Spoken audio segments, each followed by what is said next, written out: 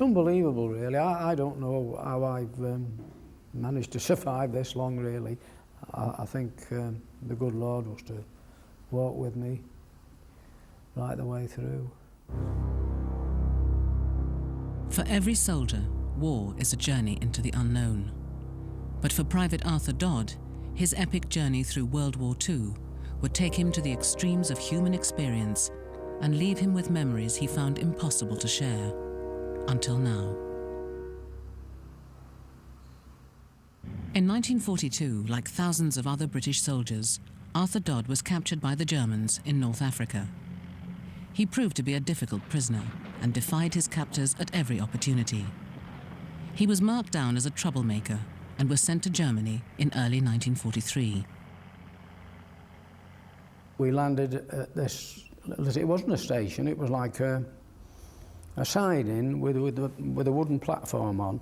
And when we all got out, we could see all these bundles of clothes and suitcases and portmanteaus burst open with clothes all over the place, and we hadn't a clue what it was all about. And they unloaded us, and we marched about 5 kilometres or something like that to this prisoner of war camp. Arthur Dodd and his fellow British soldiers had been transported to the Monowitz prisoner of war camp, part of the Auschwitz complex. When we were there, the Germans got us together for a meal, and they'd cook the meal, and we got potatoes, meat, I can always remember spotted dick pudding with custard, and we thought we got it made. We thought we'd got it really made, and we were there possibly maybe 2 weeks, just living in luxury. Hot and cool white water, showers and everything. It was great. And in the meantime, more POWs had come in till we had around about 250 POWs in the camp. And then they came and they said, right, this is it, you're going to work. I was in front of the column, and as we were marching to work, we thought we were going farming, and we were singing the army songs, I've got sixpence, jolly, jolly sixpence to send home to me wife, and all this. We were in a happy mood, and we came to this scene. There was an SS man there, and he got this Jewess with a top half down to her waist, and he was whipping her unmercifully with this whip. One of the lads at the back of me touched me on the shoulder. Let's get in. And 5 or 6 of us run out after this SS man, and as we were approaching him, he got his revolver out, and the Wehrmacht run round us, got his rifle and pushed us back. And he said in pidgin England, he'll kill you, get back, Sharik, Sharik, get back, he'll kill you. So he pushed us back, and we didn't at the time know what was going on. We didn't know she was Jewish at the time. When we got back to camp that night, when we marched back to camp, there wasn't a word spoken by any of us. And when we got back to camp, all you could hear was, you know, soldiers crying and breaking the hearts of what they'd witnessed. And I was among them. I cried all night that night.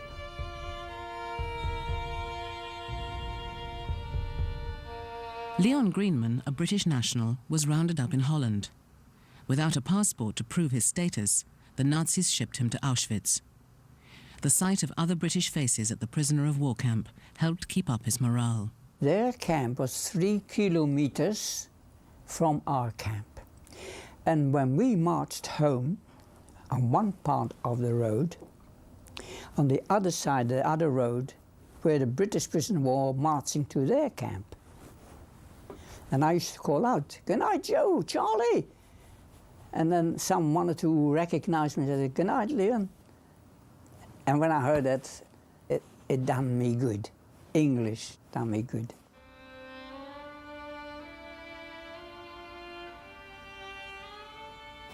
We didn't know what was going on at the far end of the factory, not for a few weeks actually. We didn't know this was going on.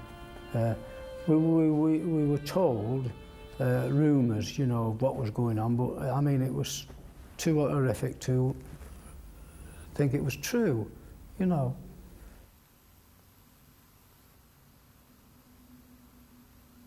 The British POWs were to learn more about the conditions of the Jews as they worked alongside them as slave labour in the factories.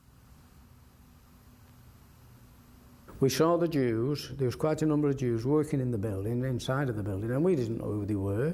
We knew they were Jews anyway. We found out very quickly that they were Jews. They had the Star of David with Jude written across, and in charge of each gang of Jews was a capo, which was also a Jew. He got better rations for making them work. In the camps, you could never be sure who you could trust. For Leon, the British POWs represented a vital but dangerous lifeline.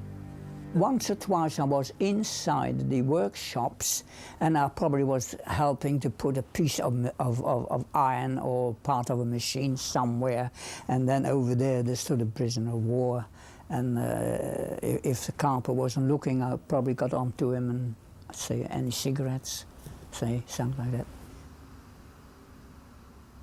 It was very difficult working in that factory because you couldn't trust anybody. You know, you had to be very, very wary what you did.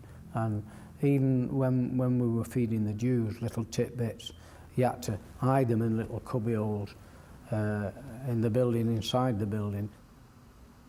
He handed me a thin bar of chocolate, Cadbury's chocolate. And it wasn't allowed, they wasn't allowed to talk or to take anything. And I broke it in pieces, and I wanted to give my mates a piece, and they refused. Later on they said, you're not allowed to take it. You're not allowed. That's why we don't want it. So I had it myself. We had a bond, it was a good bond between the POWs there. What we did, we tried to help the young ones. It was eye contact really to tell them where you'd hidden it and where you'd put this stuff. As I say, we had a good bond, the POWs. We helped them best way we could. If by luck some of us ordinary prisoners, Jewish prisoners, were allowed to go in there and to help out with something, and there was an Englishman there, British talked, and then they left a piece of bread for the next day or something like that. We did all as we could to help the Jews, yes. It was very difficult, but we did what we could. Despite the risks, Arthur used his rations to barter for anything that might help him escape. I did a little bit of smuggling there. There was a Polish patriarch there that approached me and said that he was stripping a wireless down at home, and would the parts be any use? And I said, certainly they will, yes. And I gave him cigarettes and a bar of chocolate, and he brought them in 2 parts. And anyway, he brought them to the factory, and when we were marching back to the camp that evening, when we got to the camp entrance, lo and behold, the Gestapo was there and the SS doing a search. And I knew the moment I saw them that I'd been set up. I knew that it was me that they were after, because it was the chappie that was in charge of them was the same guy that was whipping the Jewish girl that had eyeballed when we first came there. The guards took Arthur to the main Jewish camp at Auschwitz. When I walked in, there was an SS man sitting behind the desk, and he said, Arthur Dodd, he said, who gave you those wireless parts? And my answer was, you know who gave me those wireless parts.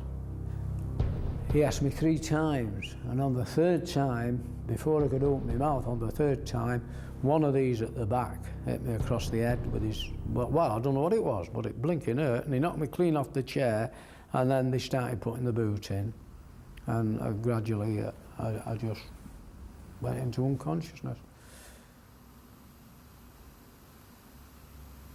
Leon too had a narrow escape from death. He was spotted talking to a British POW. They caught me talking to Sergeant Aldridge. I saw a prisoner of war, and I thought no one was watching me, so I walked up to him and I said, keep walking, prisoner. I'm Leon Greenman, I'm from London, I'm here with wife and child. if you tell your upper people, the Red Cross or your officers, I want to get out. If we were caught helping them, if, for instance, they were wheeling a wheelbarrow that was, and you'd see them tottering with it, if you went to help, that was not on. They'd just come and shoot you, and shoot him as well.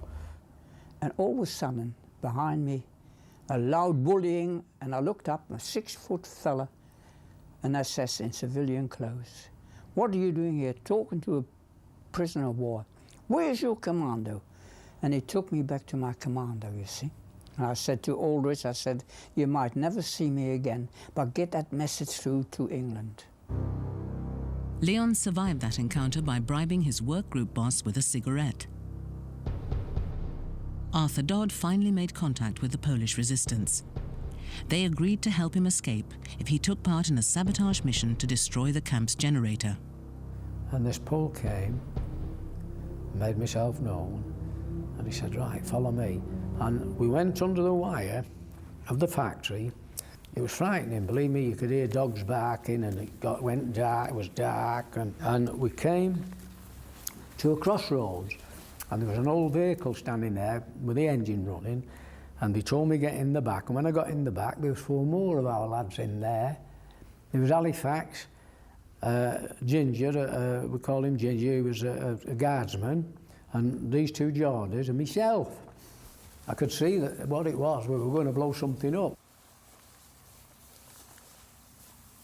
The Poles went into this back of this building, went in this building, did the dirty work and that, and we heard this explosion. It was like a muffled explosion, and they come out again. We gathered all the gear together, back up the road to the wagon, put it in the wagon, back into the copse. All of a sudden, these searchlights come on, right at us, and the machine gun started, opened up, and we all scattered, and we managed, the 2 Georges and myself managed to get away. We were blinking lucky. Without food, money or proper clothing, the 3 survivors headed south. After 3 days they had crossed the border into Czechoslovakia, but their troubles weren't over yet. We went down the lane, opened the gate, and as we got through the gate, this policeman with a grey uniform got up off his gate. He was hiding at the back of the edge and with his rifle, and he was like a Czechoslovakian policeman, and he took us to this schoolroom and locked us in this schoolroom. Life was much better for them locked up in a village school. They all feared being sent back to Auschwitz, where they were sure execution awaited them. A week went by and they were still in Czechoslovakia. And we were there for, I think we were there for nearly 2 weeks. And then the Wehrmacht came with a vehicle and took us back to our camp. And the tummy was churning, and I thought, oh, well, this is it. We've had it this time, you know, we've shot a bolt. Like. We got to the camp, and the lorry stopped outside the gates. The gates were open, and these Wehrmacht, they got us out, helped us out of the wagon, and just pointed to the gates, and we walked through the gates, and we went back to our huts. And when I walked in my hut, some of the lads in the hut said, hey Arthur, how have you gone home? I said, why, what's the matter? Was it a good job you had? And I thought, it's true, there's something going on here. And they thought we'd been taken to another work party to work. So I got nipped out though, went to the 2 Georges, said, keep your mouth shut, they think we've been out to a work party, there's something going on here. And we didn't know what was going on. It was Corporal Purdy that enlightened me on it. He said, Arthur, he said, what's happened here, I think, Feldwebel Messer, when we had the count every morning, he's counted you here, because if he'd have counted missing, 5 men missing, he said, they'd have sent him up to the Eastern Front, and that's what they were doing then. Fear of SS reprisals was so great that the camp guards had covered up Arthur's escape. For Jewish prisoners in the main camp, like Leon Greenman, the day-to-day routine was horrific. We all thought, well, work hard and then the Nazis will let you go. That's the reverse. The work was so hard and difficult, where the commando I was dealt into was, unloading trains with hundreds of weights of cement, sand, coal, rails, anything to do with building and to enlarge the camp. They broke our spirits. The things that we witnessed and which they put on show for us was to break our spirit. That's how they worked. They wanted to break our spirit. And in a lot of cases they did. The labour was there to diminish you. The utmost 3 or 4 months, that was the rule, that you could live in the camps. So many went, and so few stayed alive.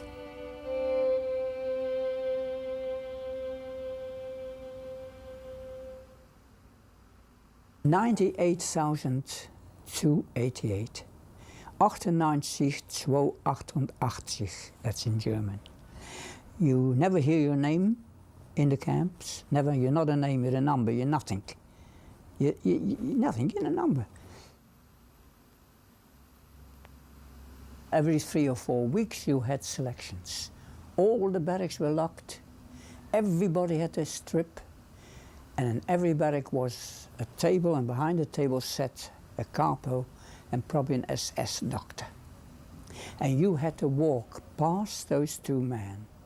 And they look at your bum, they look at your body, and if you were too skinny, you went to the left. 2 days later you went to the gas chamber.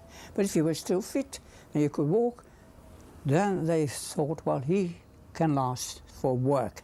And then you went to the right, and it's happened to me. Those were the moments that everybody was afraid. The smell was from it was there all the time. It was like burnt flesh and burnt meat, and it was there all the time. When we first got there, it got up your nose and in the back of your throat, but as time went on, we got used to it, but it was there all the time.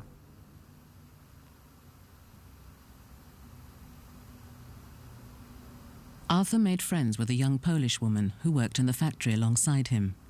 It was a friendship forged in the face of impossible conditions. She used to pass me these messages of how the war was going.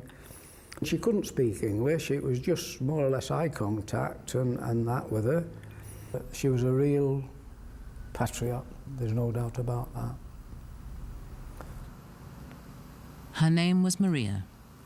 Like Arthur, she managed to survive until the day when the camp awoke to find the guards fleeing. The Nazis were in retreat all along the Eastern Front.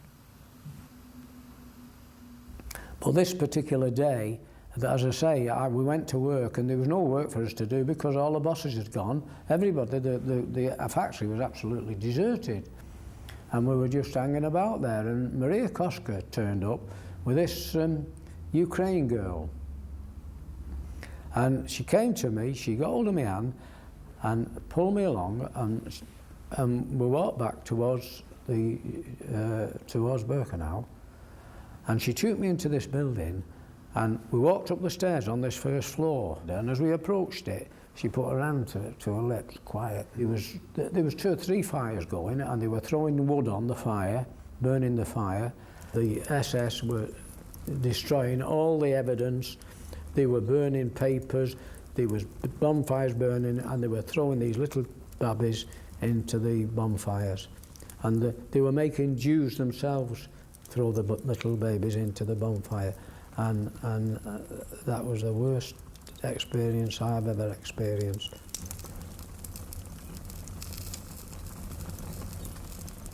And we walked back to where we were working, in our working area.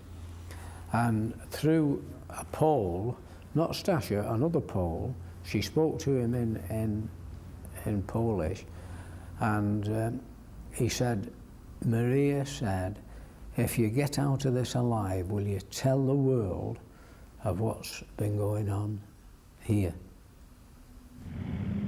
As the Nazis prepared to flee from the advancing Russians, they offered the POWs a choice: march west towards the British and Americans, or stay at the camp and take their chances with the Russians. The majority of POWs chose to march to their own lines. We started out that same morning with what bits and pieces we had, which wasn't a lot, because as I say, most of the yachts had been destroyed. The temperatures was 32 degrees below. There was about 2 to 3 foot of snow on the ground, and it was still snowing and very, very cold when we started out. Leon too was on a march, a death march. For the Jews, there was no respite. If you fell behind, you were killed. You had to walk, keep on walking, and it was snowing. And if you stopped, they shot you. If you fell to the ground, they shot you. If you tried to walk away the beautiful white fields of snow, I saw it as took time, put his gun on there, bum, didn't come home.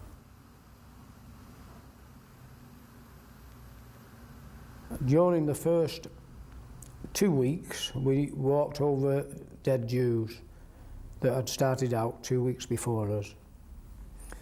And for 2 weeks we were walking over dead bodies.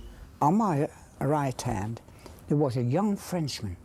Because I fell, my legs were getting tired, fell nearly to the ground several times.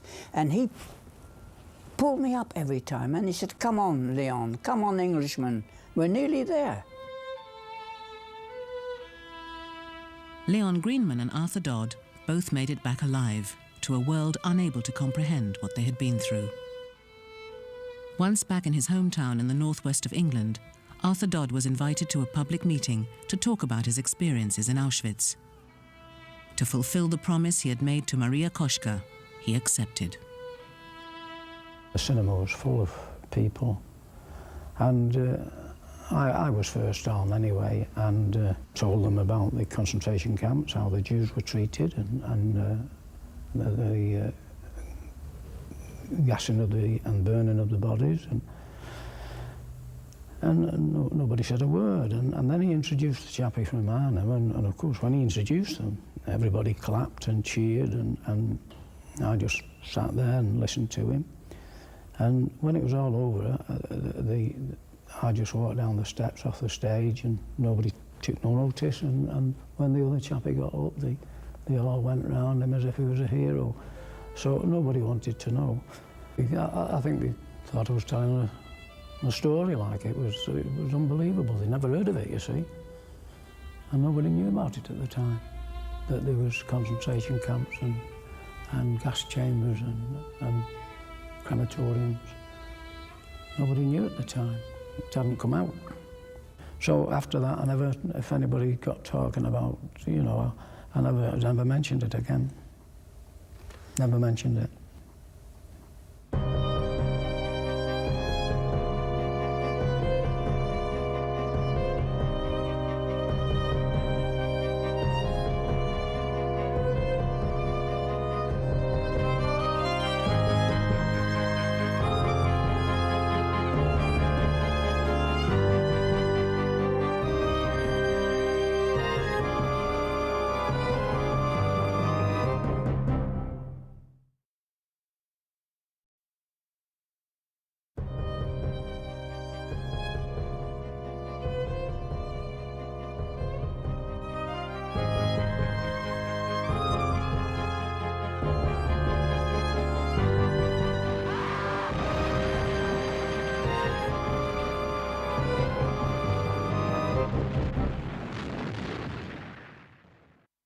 Born in Switzerland to Dutch parents, Guido Zemsch-Schrev was brought up in Belgium and France. By the age of 18, he was fluent in Dutch, French, German, and English. These language skills were to prove invaluable 6 years later, when he found himself running one of the biggest escape networks in occupied Europe. At the outbreak of war, however, he was working as a shipping clerk in Brussels. He decided to flee to France, but on the road to Paris, he witnessed a Luftwaffe attack on a group of refugees.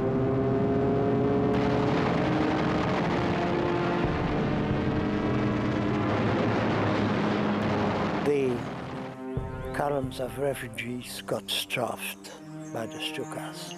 It was the first time that I saw what war was like against civilians, dead, children, old people.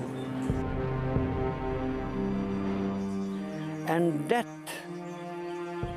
had such an impact on me that I decided that in the future I would fight steel with steel. Posing as an American citizen and driving a Chevrolet with New York number plates, Guido escaped to England via Spain. He then volunteered for the recently formed Allied 10th Commando. His first mission was a raid on the occupied Channel Island of Sark. Having landed and climbed the cliff, we heard the German soldiers who were shouting and so on. And suddenly, a ray of light, the door opens. We think, how possible that they have spotted us? They did not spot it. There was one soldier who went out, and we guessed that he was just relieving himself. We looked at one another, and that crazy idea came up in our minds. We'll get him with his pants down.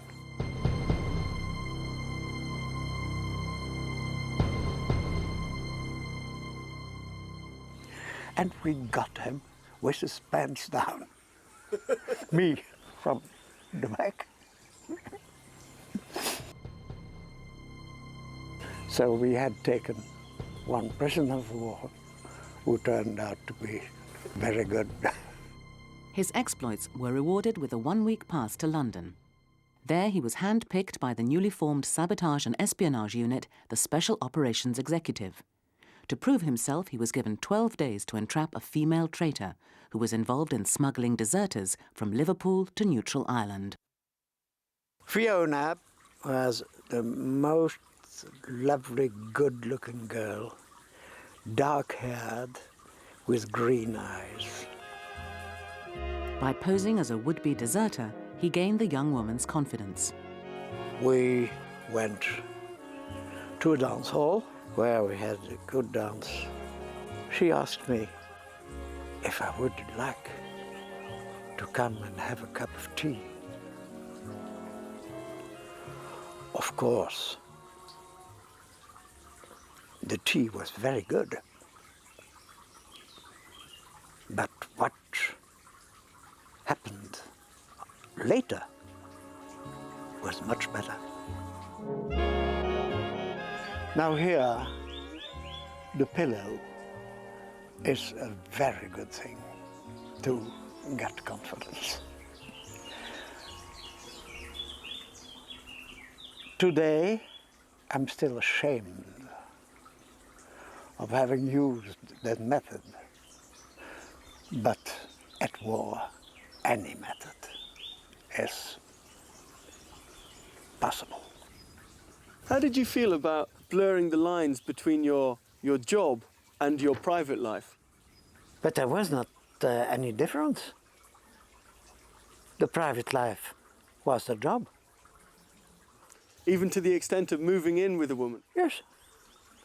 Yes. And you have to become a very cold fish, you know? On Guido's orders, Fiona was arrested. At the police station, I saw the girl. She spit on me, and she was right to do it. How did you feel when she spat on you? Like a heel. Did you regret No. what you'd done? No, no. Following this baptism into espionage work, the SOE gave Guido a major project, the setting up of a top-secret pan-European escape network, and a new name, Pierre Lalande. 2 weeks later, Guido and his radio operator were parachuted into occupied France, landing 40 kilometers from their final destination of Paris. Warned by headquarters against traveling by train, as there were frequent security checks, they decided to hitchhike. We stood at 6 o'clock in the morning, just standing out of the way, of course. Saw a car arriving. I went in the middle of the road. As the vehicle slowed, Guido was stunned to find he had stopped 2 armed German soldiers. I felt if I can get away with other people, I can get away with German soldiers. Wasn't there part of you that wanted to run back into the forest? That would have been dangerous. That would have been very dangerous. The 2 agents clambered aboard and set off for Paris with the unsuspecting Germans helping them along their way. I spoke to them about how lovely Germany was, how well I knew Munich, and they even gave us a bar of chocolate. So you decided to be a German lover? Yes. You see, you need, of course you need luck. But sometimes, well, you need to dare to do the unexpected thing. In just 2 months, Guido had established escape routes running from the Dutch-German border to the Pyrenees. Called the Pierre-Jacques Line, he had personally recruited over 200 agents. Constantly travelling, Guido adopted dozens of false identities to cover his movements across occupied France. A major part of his work involved smuggling large amounts of currency to pay his agents and bribe officials. Yet every journey increased his risk of capture. One day, when Guido caught the Paris to Lyon train carrying 5.5 million francs hidden in a suitcase, 2 German corporals got into his carriage, intent on causing trouble. I allowed them once to push my hat, twice to push my hat. And with the 3rd time, they did the same thing. I turned to them, and in German, I bawled them out. Ach, Hans, come here. Don't you know? Have you ever heard of a Frenchman working for the Great Reich? And the fact that I barked at them, well, was sufficient to get them very small. With a suitcase stuffed full of money at his side, Guido had to get rid of the 2 soldiers as quickly as possible. And I was there with 5.5 million, because that was the danger. Right? Explain 5.5 million. Desperate, Guido risked everything on his next move. He threatened them with arrest unless they got off the train at the next station. Oh, they were white. They were white. Huh? And with a beautiful Heil Hitler, where I also did Heil Hitler. Huh? Guido's bluff had worked, and the soldiers, believing him to be a Gestapo officer, immediately obeyed his orders. I went to the end of the line, bolted into a cafe, and took 2 cognac, the one after the other. And then went back the other way in order to deliver. By early 1944, Guido's network had helped hundreds of people to escape to Britain, including downed airmen and agents on the run. However, the network's success had begun to attract the attention of the Nazi security forces, which had already infiltrated one Parisian resistance group. What London did not know was that the whole organization had been beheaded and replaced by stooges who were German agents. Not realizing the other network had been betrayed, Guido chose a bad time to break one of his own security rules. He took the place of a sick agent at a Paris meeting set up by London. When I went up to the barmaid, to whom I gave the password, tried to warn me. And indeed, near both the exits of the place, there were men who unmistakably were German police. Those people, you could always recognize them. You smelt them. So, as from that moment, being aware of the whole thing, I already started building up my first defense. The Germans believed Guido was an important SOE agent. He was arrested and taken to Avenue Foch in Paris for interrogation by the Abwehr. Assuming one of his many aliases, Guido told them his name was André Bérard and that he was just a small-time black marketeer. He put his real identity to the very back of his mind. I was André Bérard. I was nobody else. How can you put yourself into that frame of mind, though? Well, that is just a mental exercise. Guido knew that if the Germans broke his story, he wouldn't leave Paris alive. Despite 3 months of brutal interrogation, the Germans failed to uncover Guido's true identity as the head of one of Europe's biggest escape organizations. Convinced he was a small-time crook, the Germans deported him. Together with French captors of the Nazis, Guido began the killing 15-day journey by cattle truck to eastern Germany. Also destined for the labor camps was resistance member Pierre Rossin. We were 110 detainees per coach, and there was no air. Everything was completely closed in. We were pressed against each other. There was no air, none at all. It was an absolutely hellish feeling to be in these coaches and to be unable to move.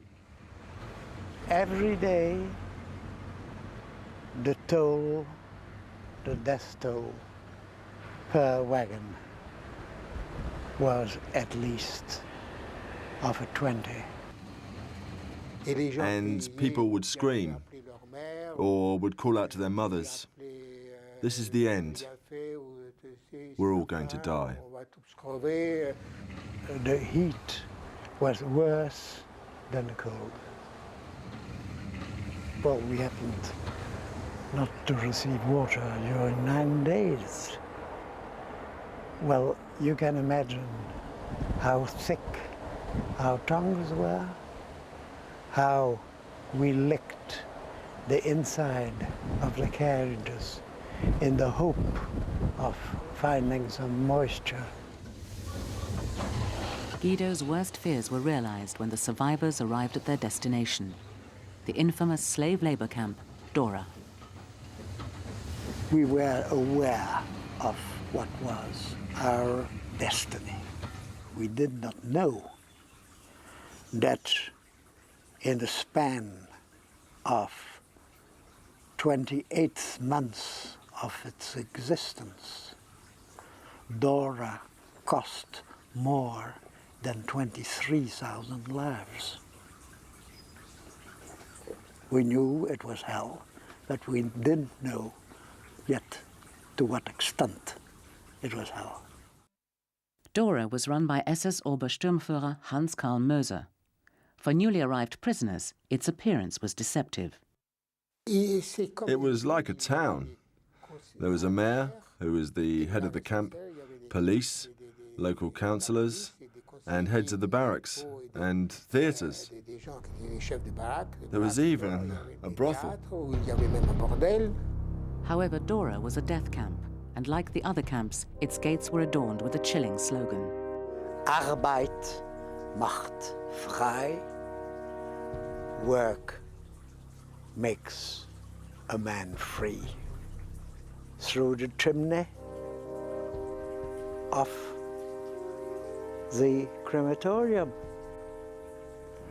In the hills behind the town lay a labyrinth of tunnels in which the Nazis hid a secret V2 rocket factory. Hitler's top rocket scientist, Werner von Braun, had designed Germany's most advanced weapon of mass destruction. With the success of the V1 flying bomb blitz, Hitler planned to rain the unstoppable V2 missiles on Britain and bring the country to its knees.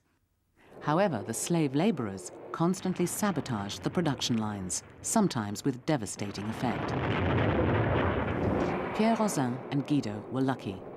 Neither had to work more than a few days in the factory tunnels. Internal resistance contacts at the camp got them jobs in the clothes store. Yet even here, Guido was to prove a thorn in the Germans' side. With the appalling death rate at Dora, the POW's belongings turned into a mountain of loot which the Germans insisted had to be catalogued. All the clothes followed from prison to concentration camp were hung, labeled, and so on and so on. The same for everything which was jewels, rings, and so on. Guido exploited the situation by persuading his boss, Uli, that a second catalogue system would increase the store's efficiency. And he allowed us to make a second card system. And when the order came to burn everything, card system, there was one card system which was burned, and the other one which was hidden, and parts of which have been found back in Poland. There is a full record concerning 3 months of Dora's existence. Guido's records were invaluable in documenting the full details of the atrocities committed by the Nazis. The information later formed part of war crimes investigations. By late 1944, the Allies were advancing on all fronts, and like many Germans, Guido's boss Uli realized that defeat was inevitable.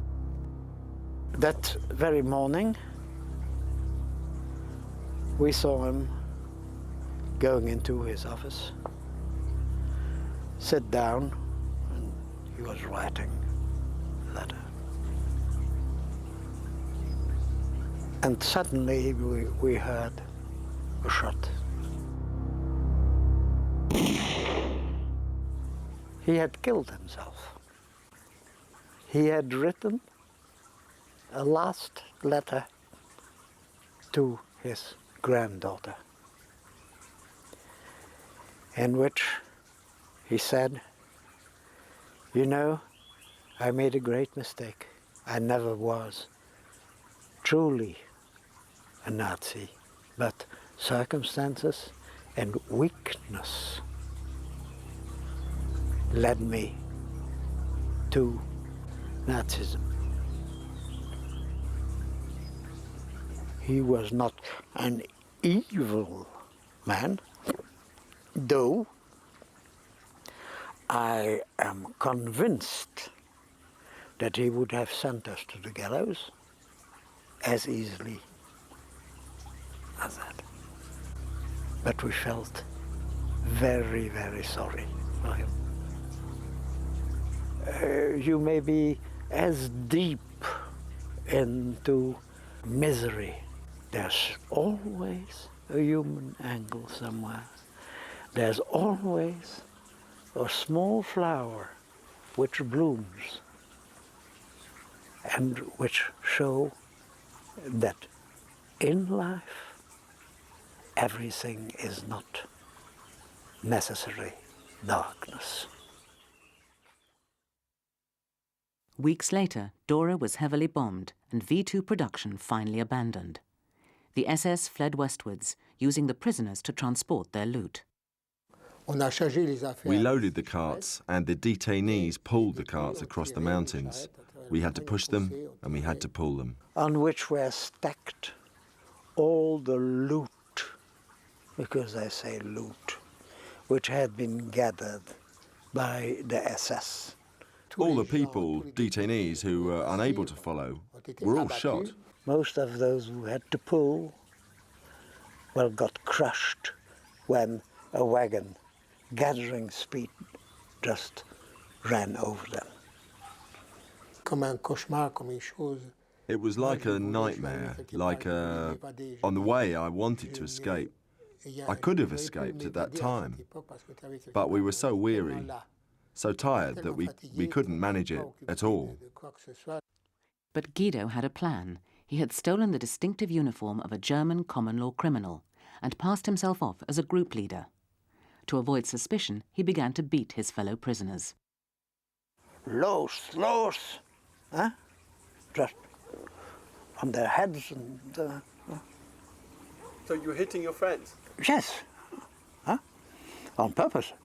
Having organized a diversion, the group were able to slip away from the column of prisoners. 9 of us went off in the bushes. 2 at the last moment didn't dare to risk it. Under Guido's leadership, the group crossed the Elbe and met the advancing Americans. It was only then that he revealed his true identity to his colleagues. Pierre Rosin, for one, was shocked to discover that he was not André Bérard, but an important resistance leader called Guido Zemschrev. I thought he was André Bérard. He told me that he was captured, and we were part of the internal camp resistance together. And none of us knew that he belonged to an undercover English organization. I had no idea he wasn't even French. Guido returned to London to a personal thank you from Winston Churchill. He went on to receive military honours from the French, Dutch and British governments. As a result of his SOE activities, Guido had helped over 300 Allied fighters return safely to Britain. The moment I will leave this world, I will leave happy, with the feeling of having achieved something in my life.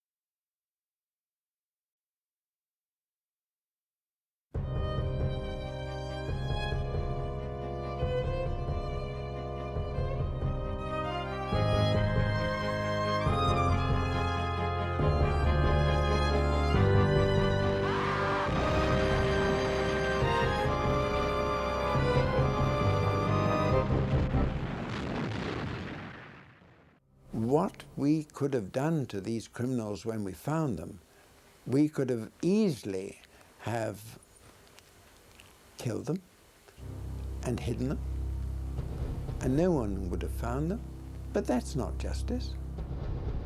For Ian Bell, the war, and possibly his life, appeared to be over in 1942. Yet his experiences of the next few years were to equip him with a focus and determination to fulfill a unique role after VE Day: Nazi hunter. I was a truly ardent war crimes investigator. I felt it an honor that after all the trauma I had been through as a prisoner of war, I was able to find some criminals that were responsible for heinous crimes against Allied prisoners of war. Ian Bell fought with the 8th Army in North Africa against Rommel's Afrika Korps. He was taken prisoner outside Berzabida after Rommel launched a surprise attack. We saw the bombing, we saw the shelling, we saw the tank battle, and we knew then that the Free French had fallen and had been taken prisoner, and the Germans were coming round the back of us. We knew then that the game was up. We were then captured. It was over. Now behind enemy lines as prisoners, he and his men found themselves attacked by Allied aircraft. In the heat of the desert, there was no water, no food, and we were 7 days without water or food, and constantly shelled and bombed now and then and strafed by attacking aircraft.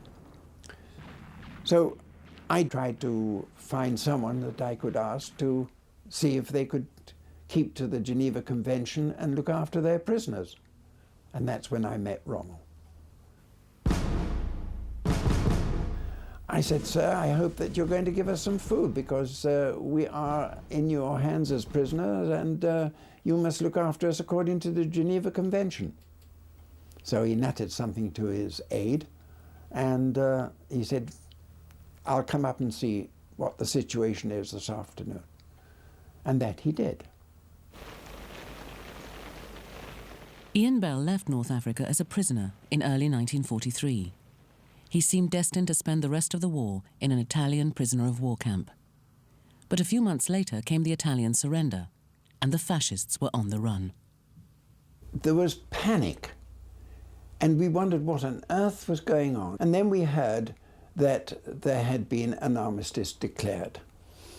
So the Italian commandant allowed us to, and the guards, to cut a big gap in the wire fence. And we formed up in military style and marched, the whole lot of us marched out in column to where we were being led by the aides of the commandant.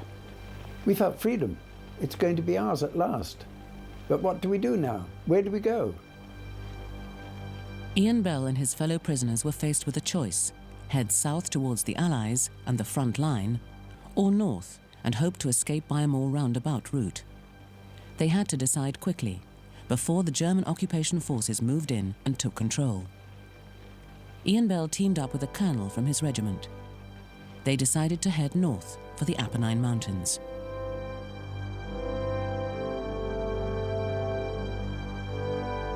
We got into the little market square, and as we were going across the market square, he saw a barber's shop, and he said, "Oh, Christ, my hair oil." I pulled him back and said, "Colonel, for God's sake, you're going to get caught." So he realized he'd made a bloomer, so we just walked across the square, and just as we were going out of the little village, there was a cafe on the corner, and there was the most gorgeous smell of coffee coming from this cafe.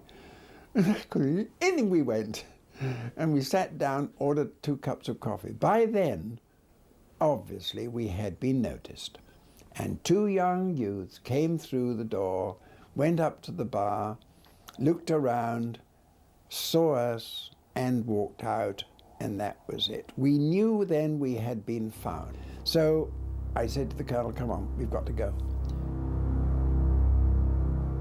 They were hoping that one of the local farmers would shelter them. The farmer's wife took pity on us and told us that we could use the bedroom, which they had, but told us to strip off and they would dry our clothes in front of the lovely fire they had in their own little sitting room. So there was the colonel and I, stark naked, waiting for our clothes to dry when the carabinieri came. After less than a week on the loose, Ian Bell found himself back where he started, a prisoner of war. He was locked up in the Citadel, a prison that was destined to haunt him. The Citadel was used really as a sort of transit camp at the beginning, and we were only there a couple of days and moved out expectedly to get on a cattle truck and be taken to Germany. And soon as I looked round the corner and saw the line of cattle trucks, I thought, no, the hell, I'm not going to go into that, and I'm not going to go to Germany. So I thought it was a chance for me to do a break. And so I quickly said to the officer standing next to me, "I'm off." And I made a dash across the yard and jumped on the passing train.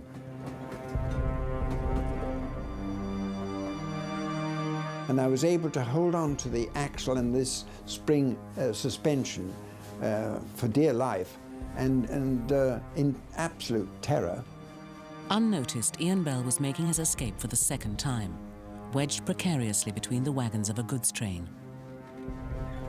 It is something which you feel is a chance to survive. And in doing that, you do sometimes the most matters things, but sometimes they work, sometimes they don't. You've got to just risk that chance. Waiting for a safe moment, Ian Bell left the train and made his way north again to the Apennines. The Italian partisans had a base of operations there. I was making my way over the mountains and quite happy on my own, singing away, and suddenly up popped this group of soldiers, Italian soldiers. They asked me to join them and to lead them because they realized I was, and I told them that I was an officer. And so they were rather delighted because they knew that British officers are well trained. Oh, we did a lot of skirmishes against the Germans.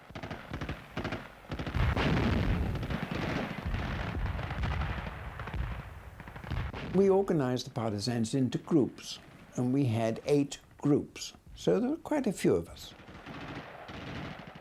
The partisans were winning their war, but Ian Bell's main aim was still to get back to his own lines. I decided to break away from the gang, as they were well trained by then and in very good order and condition. And so I left and made my way over the mountains. And in doing so, I came across this village, and immediately little children that were playing in the road spotted me and screamed out, "Inglese, Inglese, Inglese!" Because of my stature, I couldn't be anything else other than an Englishman. Spotted as a fugitive and arrested, for the second time Ian Bell found himself back at the Citadel. The prison had now become a place of torture and death. But this time it had a very, very different atmosphere. Going inside into the yard, it was just horrendous. People, women, children, and men were just slaughtered right, left, and center. And I was forced up into the old cell where I had been before. Nothing in the room whatsoever. No straw, no bed, no chair, nothing. Just the stone floor. And I was locked up in there. By now, the prisoners included Italians who were fighting on the side of the Allies. The Germans showed them little mercy. The door did get unlocked, and a poor Italian was flung into my cell. He was moaning and crying, groaning. I went to pick him up. I couldn't pick him up. He was in an awful state. He stank to high heaven. I didn't know where it was coming from until his face turned over to me. And the poor man his eyes had been burned out. He was crying. He was saying, "Mama, Mama." And I held him in my arms. His head was here, and I held him in my arms to try and give him what comfort I could until he died. Ian Bell never knew if he was going to be the next to be taken. Then one day it was his turn. Germans came and took me out to cross the little square, and I had to step over this Italian that had been shot, and I had to step up against the wall and face the same firing squad that had shot the Italian. And the hauptmann yelled his orders to raise the rifles, and I thought this is going to be the end. Facing a firing squad and moments from death, Ian Bell still sought desperately for a way out. And I just literally prayed for that moment. Please help me. Give me strength. And I saw the green pastures. It was a wonderful scene of country life, just flashing across my mind, the picture. And somehow I had strength to yell out to the German, "Go on, shoot. But if you shoot me, you can't get any information from me." And it seemed like logic to him. And orders were given for me to be taken away, and I was marched into the room on the left of the little archway which led out of the whole building, but there was a little room to the left, which apparently was their torture room. And I saw like a dentist chair or some chair like a barber's chair. And I was forced into this and strapped down. Well, I broke the straps around my ankles, and so they got chains and chained me into this chair. And before I knew it, they started with a pair of pliers to pull my teeth out. I didn't know very much after that. By the summer of '44, the Allies had fought their way up the length of Italy. All over Europe, prisoners of war were being liberated. It was just a fantastic feeling of freedom when we saw those Americans there and realized that at long last we were going to be free. Ian Bell arrived back in England in 1945, weighing only 6 stone. He ended up in Harwood House Hospital, awaiting further orders. Despite the end of the war in Europe, he was determined to continue his fight against the Nazis. But my war had not finished. I still felt I had to carry on and do my duty for my country. Victory for the Allies in Europe had uncovered horrors. There was a demand that those responsible had to be brought to justice. Ian Bell's orders were simply to report to the Army School of Psychology in Surrey for further training. His new job would be to hunt down war criminals. He had become a war crimes investigator. When I read those orders, I felt very relieved that I at last knew what I was there for. And I felt it an honor that after all the trauma I had been through as a prisoner of war, I was able to find some criminals that were responsible for heinous crimes against Allied prisoners of war, and in a sense to get my own back by finding them, arresting them, and bringing them to justice.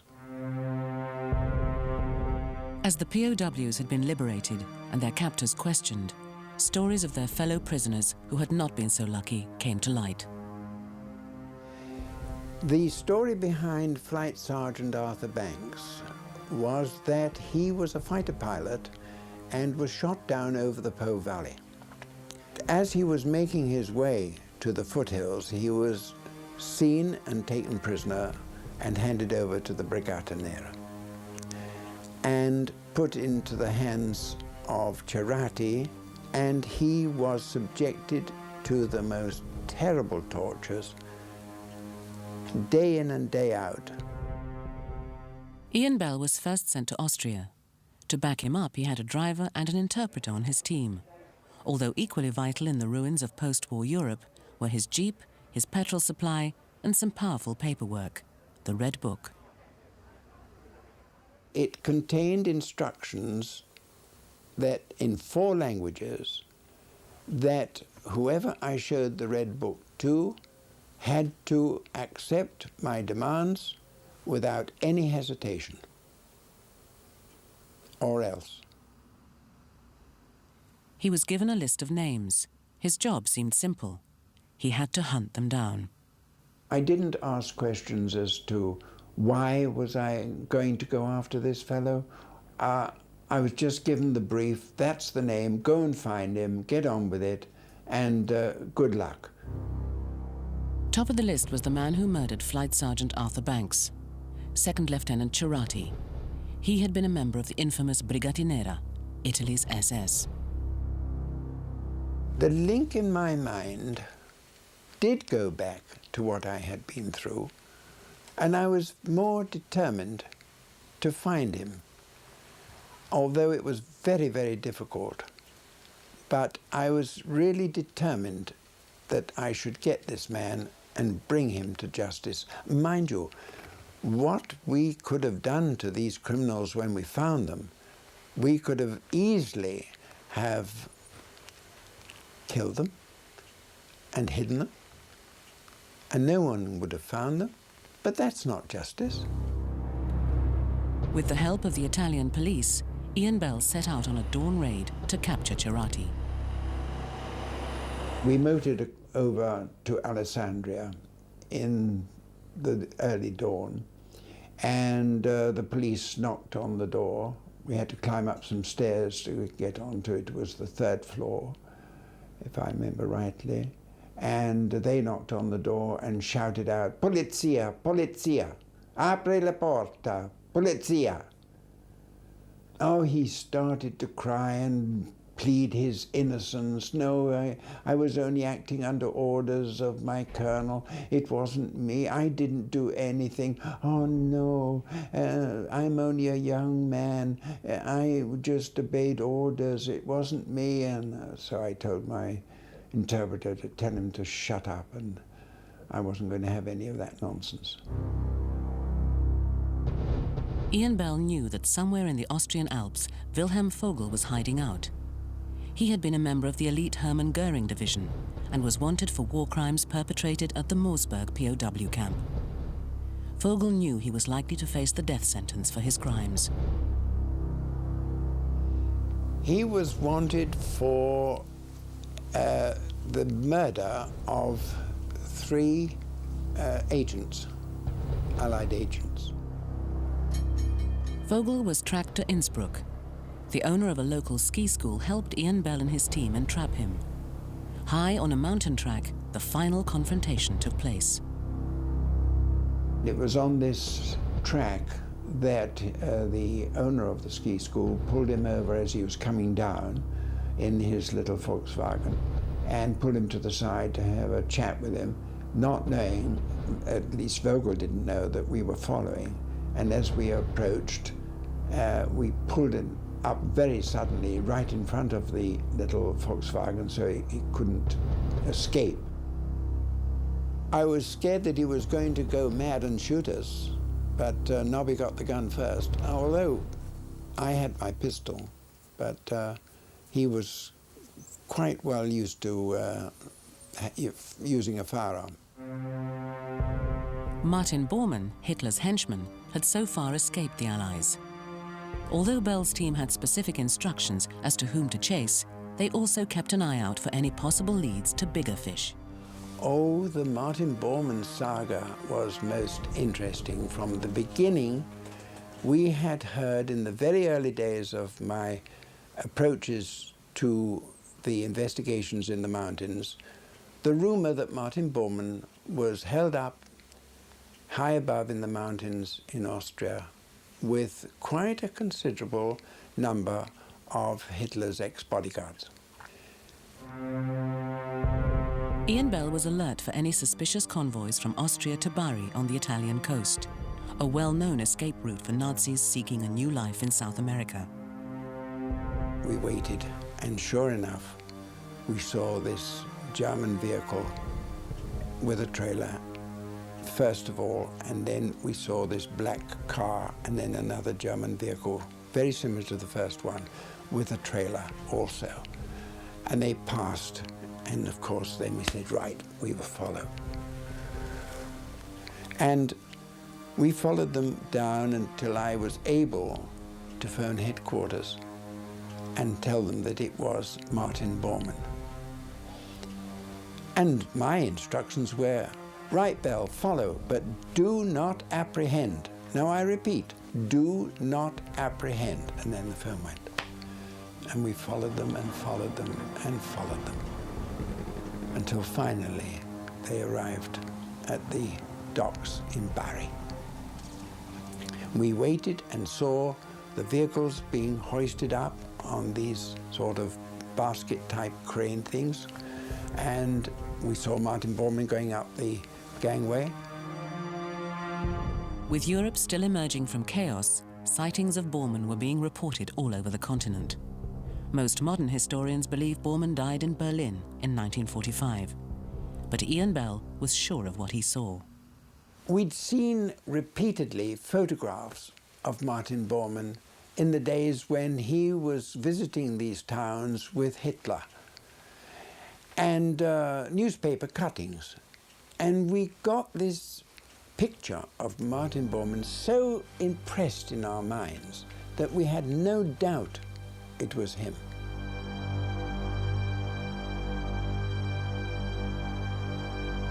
After years as a prisoner of war, Ian Bell had spent 5 months as a war crimes investigator. My role as a war crimes investigator was to follow the brief given, and to search and arrest the criminals responsible for the crime as per the sheet, and to bring them to justice. During that time, he had helped track down numerous fugitive war criminals and personally arrested 7 of them, handing all of them over for trial. I was adamant that justice had to be done, so that I would never be known as a retributionist because of my past experiences.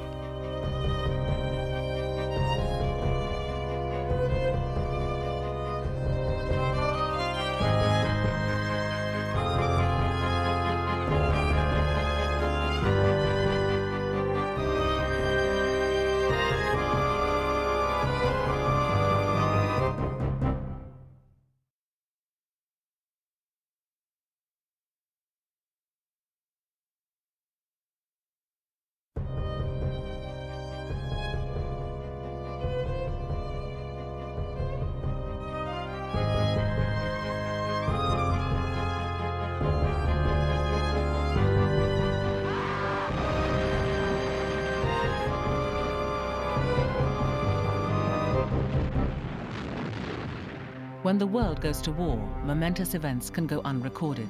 It's up to the war correspondent to be at the right place at the right time and get the story back.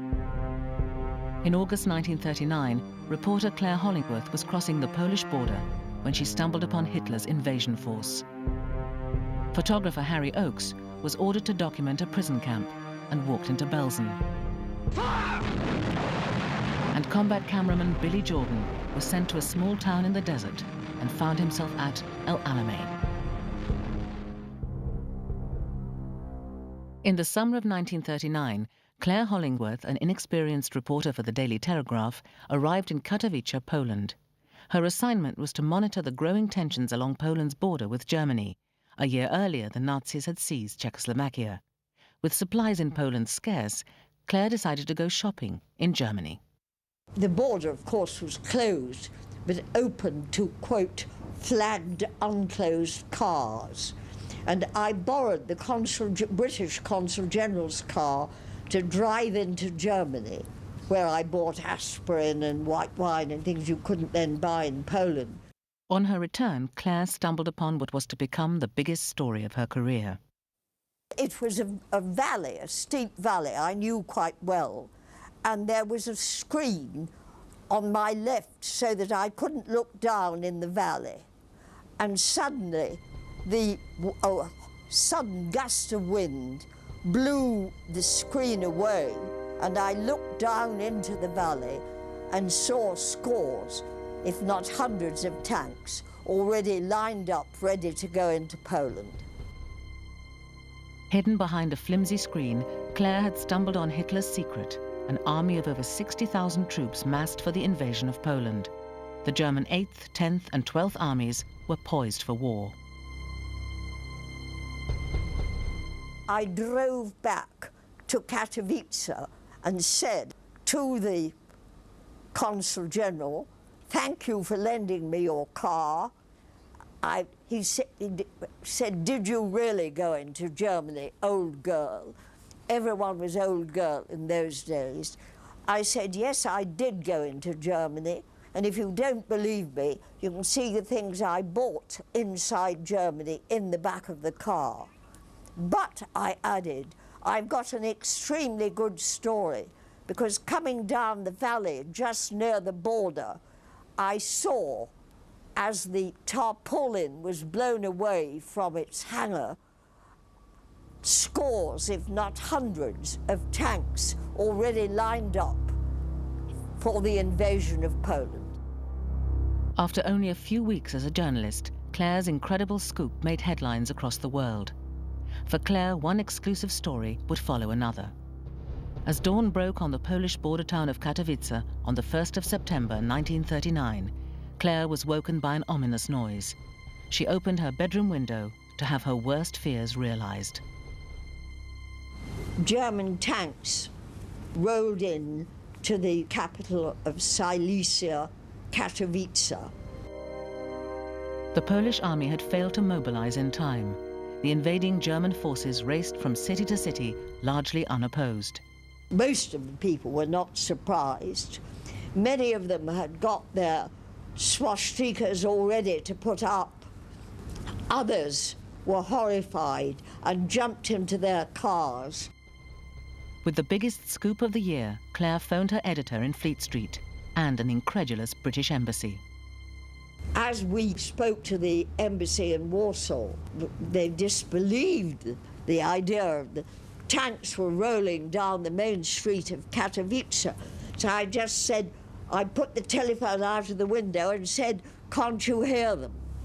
Live down the telephone line, the roar of German tanks heralded a turning point in history. Britain and France declared war against Germany within days. After just 3 weeks, Polish resistance had been swept aside and the country occupied. At the outbreak of war, Billy Jordan was an 18-year-old camera assistant earning £4 a week on films such as Hitchcock's Jamaica Inn. He volunteered for the No. 1 Army Film and Photographic Unit in 1941 and was shipped out to Cairo to record the 8th Army's progress in the Desert Campaign. Billy, equipped with the latest Army issue camera, the IMO, captured some of the most dramatic images of the war, the British bombardment at the start of the Battle of El Alamein. This is a night barrage at El Alamein. This is actual material shot during the night barrage, and by looking at the screen now you see the flashes will come quite often. In other words, it looks as a machine gun fire almost. I had the advantage of being able to adjust the speed on an IMO camera. I'd come down as low as 4 frames a second. It speeded up the action. You got that flash of the gun. It's a good exposure on the flash of the gun and also a chance to get some kind of an exposure on the gunners themselves. It really was very effective indeed. Weeks later, the tables were turned on Billy when his bath time antics were captured on film. We went back once for a rest period and we're doing the bath unit. I mean, to have a bath was one of out of this world. I mean, wonderful, sitting in a bath and wash over. And someone had, I think it was Peter Hopkinson, had a still camera with him. There was me, he was taking shots of me in the bath. So I'm cupping my legs up here, almost showing my private parts, not quite. And it went back as an official material. And what had happened was it got published in the Daily Mirror. My folks back home saw their prodigal son sitting in a bath, Starkers, having a bath, and then cutting his toenail and having a shave. Oh no, I don't believe this. Billy's next assignment was almost his last. On the 6th of April 1943, the year-long battle to break through the Mareth line had ended, and Montgomery ordered the 8th Army into Tunis to mop up German resistance. Eager to film an enemy surrender, Billy leapt onto a passing armoured jeep.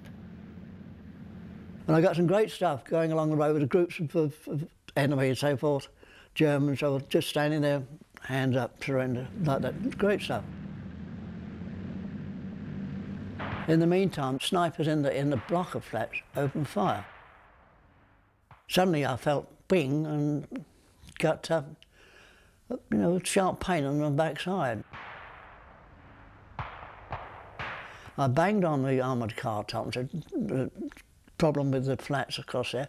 They swing round and open up fire on the block of flats. And suddenly up behind me comes a German People's Guard with 2 German officers in. Again, I said the signal downstairs, turn around. They swing the gun now back the other side of the car. I can't see what's happening with the German officers. And so the armoured car opens fire on the 2 German officers and kills them stone dead. In the meantime, just before they're killed, they threw a stick grenade at the armoured car. It just bounces on the side of the armoured car, just where I'm sitting, and doesn't explode, lucky enough. Although wounded, Billy was most annoyed at not capturing his double brush with death on film. You can get you right up there amongst it, stick your head out as much as you like, and the action happens and you haven't got a foot of it. And that was the case at Tunis. I hadn't got a foot of 2 Germans literally being shot to pieces under my nose, being hit by snipers in a block of flats, and each time I just happened to be facing in the wrong direction. An upholsterer by trade, 23-year-old Harry Oakes volunteered for the Army Film and Photographic Unit in 1945. After 3 months training at Pinewood Studios, Harry was to film the 6th Airborne Division as they reinforced the Rhine offensive. The plan was to land heavily laden gliders in enemy territory. Our pilot told us when we were free from the towing cable. And he said, going in, chaps. He started off by 400 feet, 450 feet, and so on, until he got to 100 feet. And then it was silence, and then there was an enormous crash. We found ourselves in a heap. The camera had flung up my hands, it was in the dirt. Approaching the landing site, Harry's pilot had been shot by a German sniper. We had a captain with us, and he said, right, everybody out as soon as you can. And the only way out was by the door in the tail, and that was sticking up in the air about 10 or 12 feet. And there's an awful moment when you had to be framed, because we knew there were snipers about. One of our chaps, Devons, he got shot through the neck, and this captain said, right, make for the hedge over there, the ditch, which we did. And then he sent a couple of chaps off to sort out the snipers. Harry's career as a combat cameraman had begun. A month later, on the 16th of April 1945, Harry, along with 3 colleagues, was dispatched to photograph a recently liberated POW camp. Driving through the German countryside, Harry had no idea that this assignment would haunt him for the rest of his life. It was quite lovely countryside, yeah. And we began to think of this lovely open countryside with pine trees, and so much so that we missed number 1 camp altogether. And we finished up at Bergen-Belsen in the barrack area. The team set about filming the camp's activities. An infantry officer turned up and said, look, you chaps are wasting your time, because if you came from Vincent, you must have passed number 1 camp over to your left. And it's the way he said it and the look in his eyes that caused us to drop it immediately and go back, and sure enough we found this number 1 camp. Nestling in the midst of a pine forest lay the top-secret Nazi death camp of Belsen. As he entered the camp, Harry was bewildered by what he saw.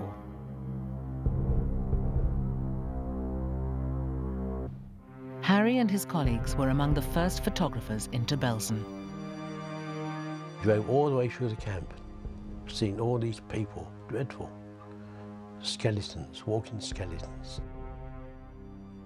Bloodless bodies. Dreadful. We couldn't understand it. There was a woman there, and she said, if you'd like to come in the camp, we'll show you something. And we left our cameras with the driver in the Jeep, went in this compound, and she went to this marquee and pulled open the flap. And to my horror and everybody else's horror, it was stuffed with corpses about 5 or 6 feet high. We had a tightening in the throat. You know, we couldn't speak. We couldn't speak to each other. It occurred to me afterwards that we never did a shot of this. We did toy the idea of going back, but it's so horrible. We couldn't go back there. It's so horrible. At Belsen, Hitler's final solution had accounted for the lives of tens of thousands of Jews. In the last days of the camp, SS guards fled, leaving scores of open graves. The very shock of seeing the first one, a mass grave, literally thousands of corpses, or hundreds anyway, even to begin with, even when there's just enough corpses to cover the bottom of the pit. It was enormous. What shocked Harry was to stun the world, as his team's horrific pictures made the front pages. We had to show the worst, as it possibly was. We weren't faking anything. After all, we were only showing what was there. We probably wouldn't have been feeling we were doing our job had we not shown how bad it really was. The unit's photographers set about documenting every aspect of the Nazi atrocities. Harry still remembers taking one particular picture.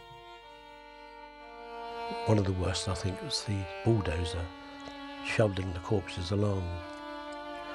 I think the Royal Engineers had that job. And I think the first chap who had the job, the sled, he couldn't do it.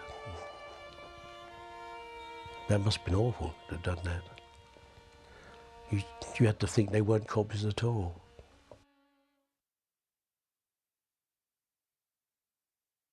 They were everlasting, burning clothes to kill the lice that was causing the spreading typhus. And to this day, even on Guy Fawkes night, when they burned him to Guy, I've got to walk away. After the war, Harry Oakes left photojournalism behind and began a new career as a movie cameraman. Billy Jordan had filmed with the 8th Army in the heat of battle, from Cairo to the landings in Italy. Then the Allied advance was halted, held up by the German stronghold at Monte Cassino. Billy decided to move up to the front line. And I tried to crawl into the town itself, to the foot of the monastery. But I didn't get very far along the road, there's shell holes and everything else. And as soon as I put my head above, boom, I was getting everything thrown at me.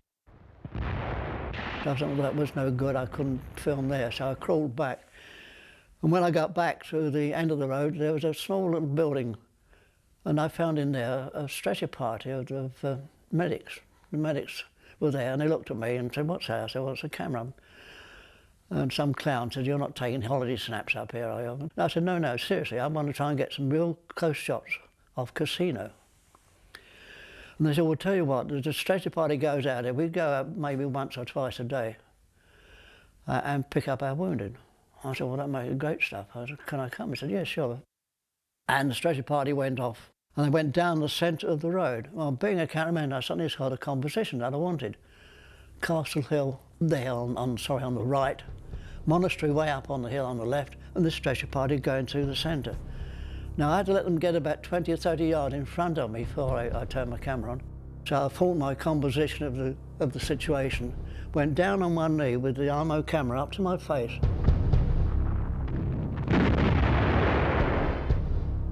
And there was a mortar bomb right by my side. Not only did it have my name on it, it had my address on it as well. And I just took the full blast of that mortar bomb, and I didn't know any more. Billy's injuries were so severe, he wasn't expected to live. He remained unconscious for 4 days. My left arm was in plaster. I was bound, wrapped like round here, solid. And up my nose were tubes, and out my mouth was tubes. So I was in a crazy situation, an absolute mess. And my face was almost blackened by the blast. I'd taken full blast into my face. The photographic unit's commitment to recording frontline warfare exacted a heavy toll. Out of a unit of only 26 cameramen, 2 were captured, 5 seriously injured, and 7 were killed. And that small unit, their job was 90% of the time to be up front filming actual material that was happening. If you keep your head down, you won't get any film. I was always looking for that shot, that one thing that says, "Oh, terrific." And it could be a tank getting a direct hit and bursting into flames. It could be a man just being shot and straight in the middle of your frame. Seeing even the fiercest battle through a viewfinder gave a false sense of security to the camera operator. You put a camera up in front of your face, you limit yourself to that viewfinder's field of vision. And you're enclosed on that full square like that. And it gave you a little bit of confidence in saying, "Well, I'm safe here. Look, what I'm filming now, that's fine, it's good." Be taken away from it. You know, it's a different matter entirely. And to try and get shells exploding, I mean, you had no warning for it coming. I mean, you'd be there saying, boom, the one had gone over there. And you'd be there and something over there. It was that kind of thing. And it was unfortunate that a lot of material you shot didn't have that aspect of immediacy of shell fire or real action. And that's why I'm afraid what crept into the situation there was reorganising, and you can call it phony material, reenactment. The need for this dramatic footage was met by a British film, Desert Victory. Although Allied troops had gained ground on the battlefield, the Germans were still winning the propaganda war.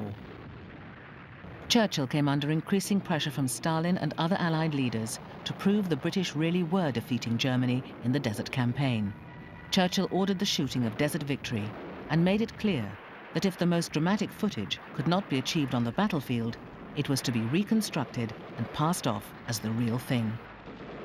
Desert Victory was a film made out of all the material shot during the desert campaign up from El Alamein, starting off with the night barrage at El Alamein, and they're going right through to Tunis. It involved a lot of action material, made a very, very good documentary film indeed. In fact, it won an Oscar when shown in America.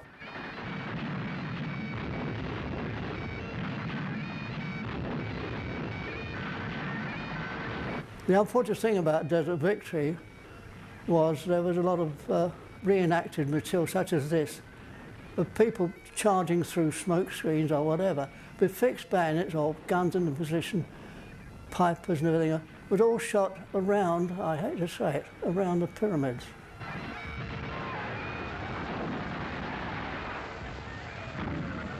I think the cameraman stayed at a very nice hotel in Giza before he went and did his operational firing. Now that is so phony it's not true. There was a foreground of troops and an explosion almost centre of frame.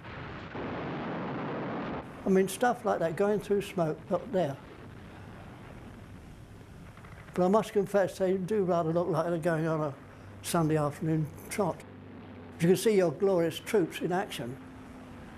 I mean, this is fair enough shooting because there's no problem here, just 25 pounder firing. But then when you see an explosion almost dead centre screen, I say, well, he's working it so he's reconstructed that shot. He put an explosion in the ground before he's actually turned the camera over. It made me cringe at times to think that people were killed up front trying to get the material, and yet there was someone around the pyramids staying at a very nice hotel, and that was it, and they were getting all the kudos.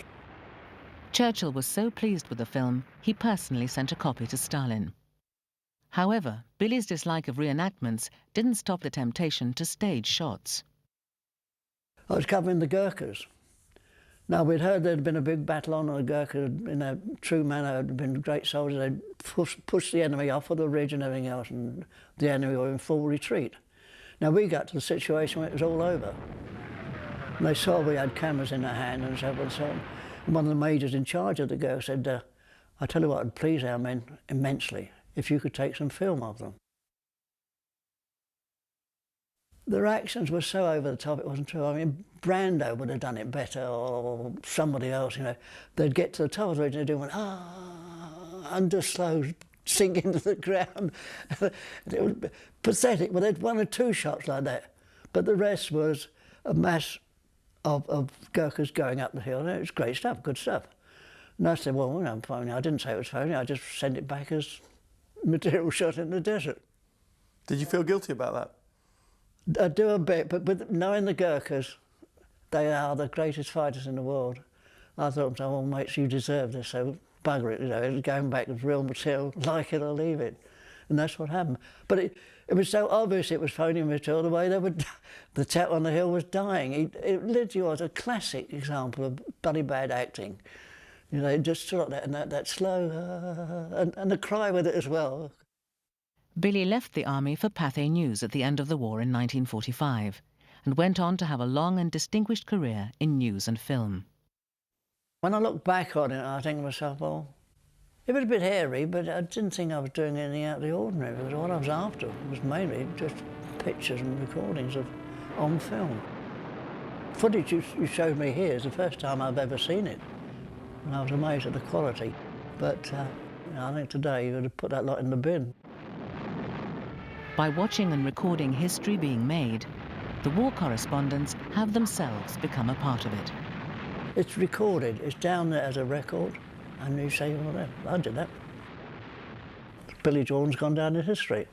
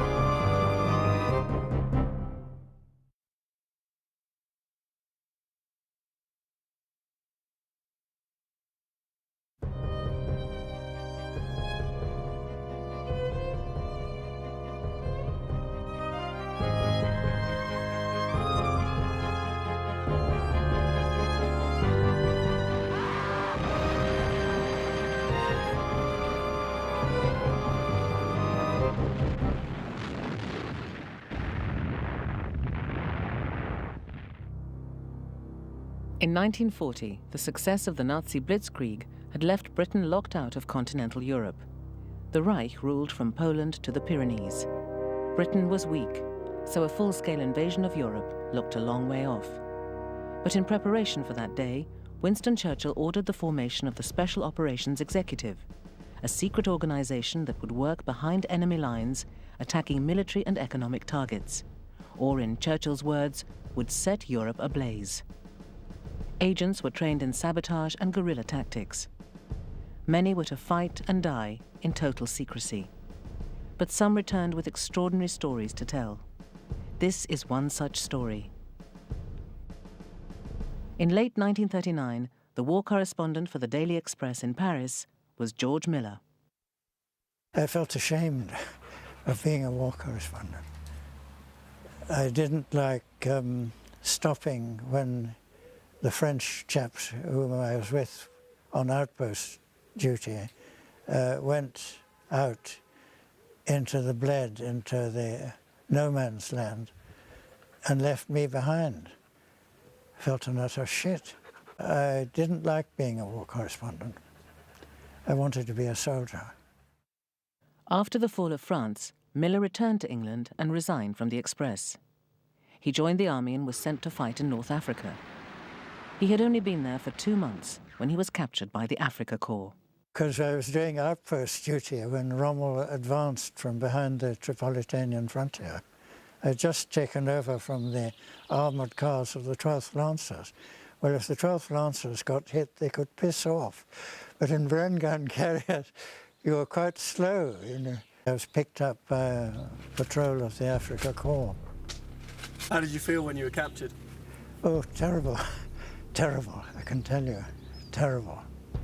In 1943, Miller found himself on a train heading for Germany. He had already made 2 escape attempts and had been classed as a dangerous prisoner. Now the Nazis were shipping him to a maximum security camp. Together with his friend Wally Binns, he decided to try to escape for a 3rd time. The train started off going to Colditz, and we could see the lights of Munich through the windows. Wally then walked to the loo and down the passage, in fact, and I crawled between his legs, while the others all prevented the Austrian sentries from coming forward and looking too closely. So they were all at the end of the carriage, and they only had rifles, and they were sitting 4 of them at the end, the far end of the carriage. Stupid fools. Then we opened the window, and he got out onto the step, and I got out onto the step, and Wally jumped, and I jumped, and we landed and found ourselves doing neck rolls down an embankment. Wally Binns was recaptured while the pair were crossing the French border, but Miller made it to France successfully and met up with one of the SOE's most effective agents, whose code name was Xavier. He was British, but he'd been sent as a youngster to Tours, and where you learn the best French, you know, without accent. And he spoke accentless French. Before the war, he'd been secretary of the Lisbon Golf Club. Isn't it queer? Yeah, he was one of the best agents in France, no question. Xavier's web of resistance contacts helped spirit Miller through France and onto neutral Spain. On his return to London, Miller immediately applied to join the Special Operations Executive. Initially, they weren't interested in taking him on. Well, people are chary of newspaper men in other walks of life, you know. Why didn't they want to take you on when surely you would have been the perfect candidate? I thought so, because I knew my way about in occupied France, and that was already a huge thing, you see. In France, the resistance, the Maquis, was growing fast. The SOE recruited and trained agents to go to France to coordinate their activities. Miller was accepted and was sent on a series of intensive courses that covered everything from bomb making to parachuting. Towards the end of his training, Vera Atkins, the SOE's intelligence officer, gave Miller his new code name, Desiree. That so-and-so Vera had given me the code name of Desiree, and so I just refused to go with that code name. So there was a lot of hoo-ha, and just the day I was going, they said, by the way, your code name has been altered to Emile. So, thank God.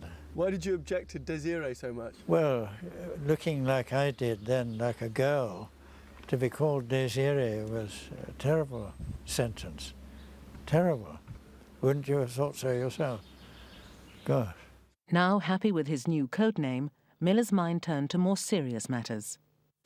Well, it's not worth thinking whether you're going to come back or not, is it? And I didn't know what to expect when I parachuted in, you know, and chaps are very often captured on the ground where they dropped. It happened that my ground was ideal, a long way away from Dijon and other towns. And Miller landed in northeastern France, not far from the German border. His orders were to meet up with an agent codenamed Albert. I had no idea whom Albert was, and when I met him, of course, both he was horrified to see me. Rendezvous were always a tricky moment. In a world where security was everything, the fact they knew each other was dangerous. I knew his former identity, you see. Actually, he's the Comte Mars Sancier de Brouville, and a very ancient and fine French family north of where we were operating. 3 days later, on the 5th of June 1944, resistance groups across France received messages ordering them to attack railways and roads to disrupt German communications on D-Day. But first, Albert and Miller had to move to a new safe house before they could start their operations. On the way, they were stopped by French police. Because of the D-Day notice, some chaps had been making big bangs on the railway. And so the gendarmes were patrolling, and 2 gendarmes arrested me. And of course, in my haversack, I had 3,000 quid worth of French money. And they said, where does all this money come from? And the chap had his fist back, ready to bang me in the face, you know.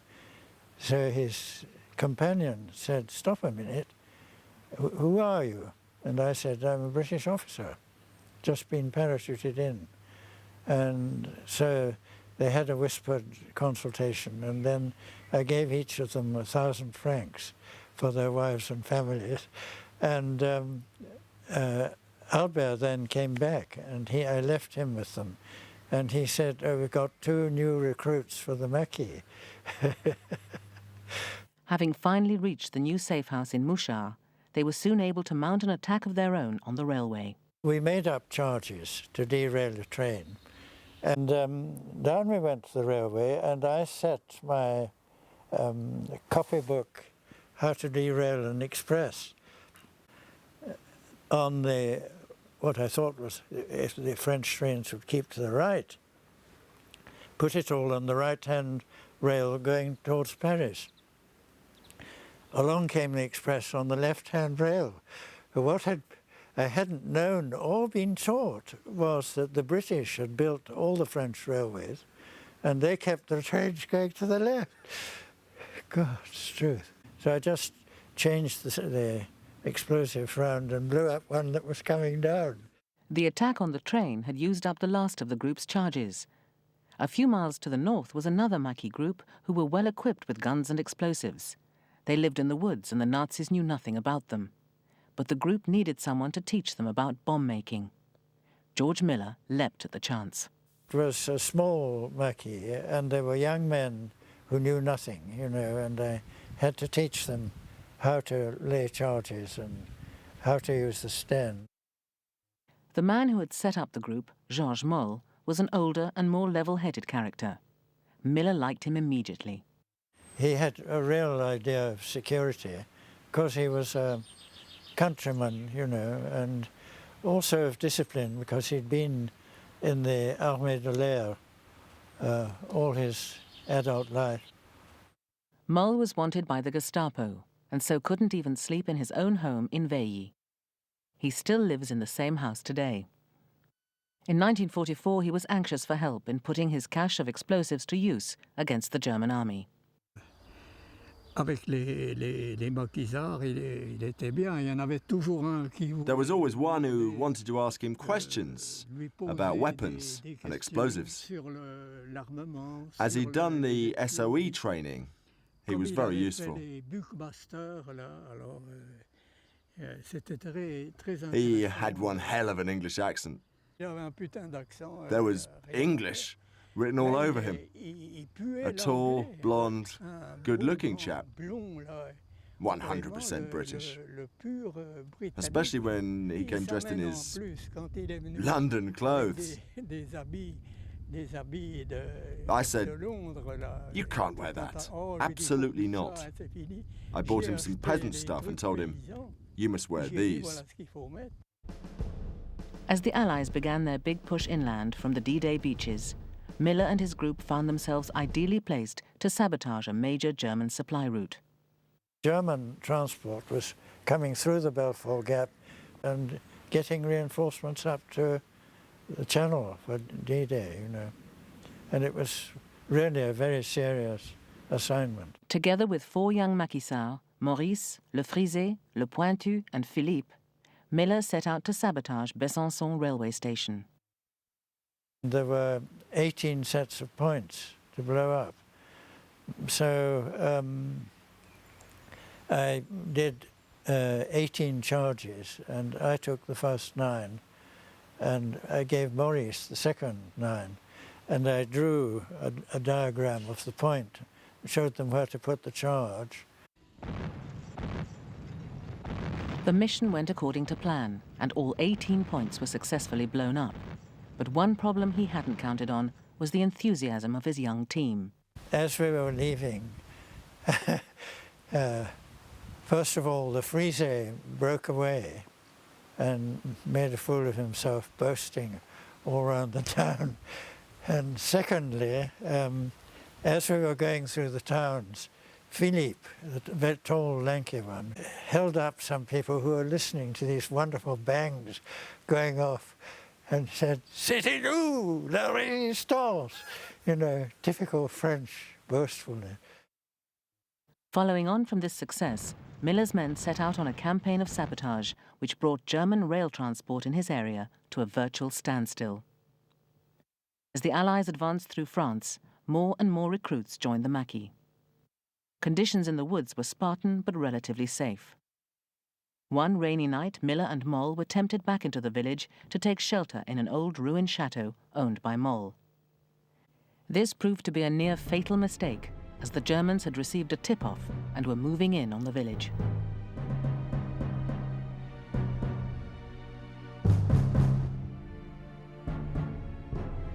With the Germans advancing on the village, Miller and his friend Georges Moll needed to find an escape route. The Germans surrounded the village. They were all around. Those buildings there didn't exist then. The Germans surrounded my house, and we crawled all the way up from the old chateau, through people's gardens to hide in the sewer that runs right underneath the whole village and comes out on the hillside in the woods. But Moll was worried that there might be Germans at the other end of the tunnel, so they were trapped in the sewer. Above them, the Gestapo searched the entire village. You could see through, it had orifices all the way along, but people used to, in the old days, used to fling their slops. But Georges had warned the others, speaking through the orifice, that nothing was to go down while we were there. You know. Miller wasn't happy. He said, "It smells in here, and we're filthy dirty." Well, it was confined and bloody uncomfortable and damp in places, and you know, and it's not very. It wasn't very pleasant, but to be safe is the main thing, isn't it? I was scared that the Germans had seen us and might fire up the tunnel. So we went to a bend in the sewer and stayed there.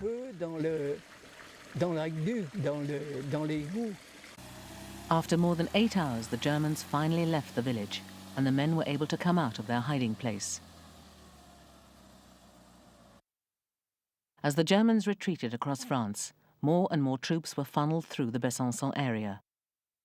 To hinder their retreat, the Allies began to drop new weapons to the resistance. One weapon in particular interested Miller. It was a rocket launcher, but that arrived in the Maquis and entranced me. And just at the time it arrived, a petrol train had been reported down on the Doubs, near the outskirts of Besançon.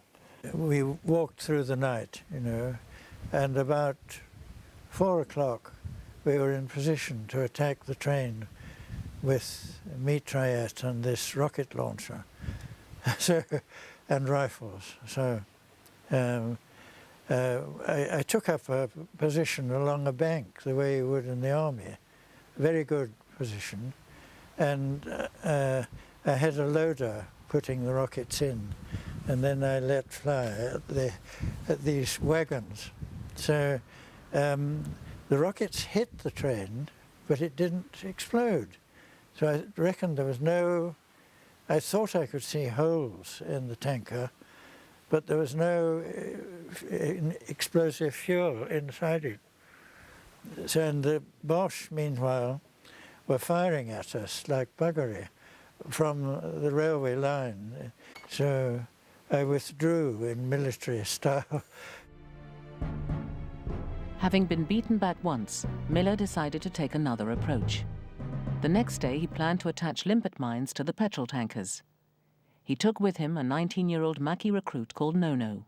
Nono and I set off on bicycles across the hill to Marchaux, and then we were on the main road, and fairly, perhaps a mile and a half outside Marchaux, when we ran into a really serious German roadblock, which was obviously because I'd done it the day before, so it was my fault that we ran into the roadblock. And I said to Nono, turn around, quick. And we swung our bicycles round and were heading downhill with the hill in our favor. We're going soon, very fast, and Germans were popping up out of the cornfield on the left and at the edge of the forest on the right and shooting at us. But by some miracle, I wasn't hit, but poor Nono was. And I went on down the road, switched the bicycle into a bank on the right and got into the forest. Why they didn't get me, I cannot think. It must have been lousy shots. They even had a machine gun opened up, but by that time I was in the undergrowth, I think. And then I, you know, when I heard someone coming to follow me, I let off 2 rounds in the SOE manner in that direction, and whether I got him, I don't know. Miller found out later that the Germans had executed Nono on the spot. He felt personally responsible for his death. He wanted to get into the Maquis and came and asked me, and I'd actually got him into the VA Maquis. So, you know, it was pretty ghastly, I think. Miller's weapon that day was a Colt 45, a resistance favourite. Georges Moll still has his pistol. I gave all my lads one of these Colts right at the start. A fantastic weapon. Us saboteurs weren't really cut out for close combat, but we carried the pistols for self-defense, just in case. The SOE had given Miller full weapons training, and he was a crack shot with a pistol. One day he had to put his training into practice. I was walking back through the forest of Chailloux, our forest, on tracks that we knew very well, and we'd just come over the ridge and were coming down towards Vieille when we ran into this German NCO. He was a fully equipped soldier, and he was carrying a Schmeisser machine pistol over his chest. So I had my big 45 pistol in the pocket of my blue jacket, and I fired 2 rounds, as we were taught to do, at him at about that range, about 6 yards, and caught him with the 2 rounds in the arch of the ribs, and he just went over backwards. The wood by that time was full of Germans because they were holding the Vauban fort at the top, and had anti-aircraft up there, and he was obviously one of the patrols coming out, but he was alone. Perhaps he got lost, poor chap. Anyway, we had to haul him into the undergrowth, and I felt really quite squeamish about it, probably because we'd had to lie beside him and the blue bottles were already working the blood, you know. By late summer 1944, the Maquis were in the ascendant. General de Gaulle became anxious to assert his political authority on the country. Foreign saboteurs and the like were no longer welcome, and all British agents were ordered out. I was furious, yes, at being given marching orders by someone who'd sat in his fanny all through the war, eating well, but also. Miller flew home in early October 1944, 8 months before VE Day, having received no official thanks from the new French government. After the war, Miller was passing through Paris and was summoned to meet General de Gaulle, who'd heard of his exploits. So we went to de Gaulle in the Invalides, where he sat with his long legs all sort of crushed up, and he was very nice to me. He thanked me and said, you were a good officer, and the thing seems to have been the Maquis was well run, and not like all of them, you get in a snip every now and then. Much as he welcomed de Gaulle's praise, Miller's greatest testimony comes from the Maquis themselves. He liked it. He liked taking risks. He was really respected by the Maquisards because he wasn't a fake.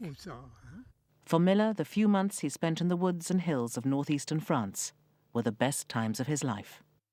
Yes, I loved it. It came out fit as a flea. I had a bloody good time, a very good time.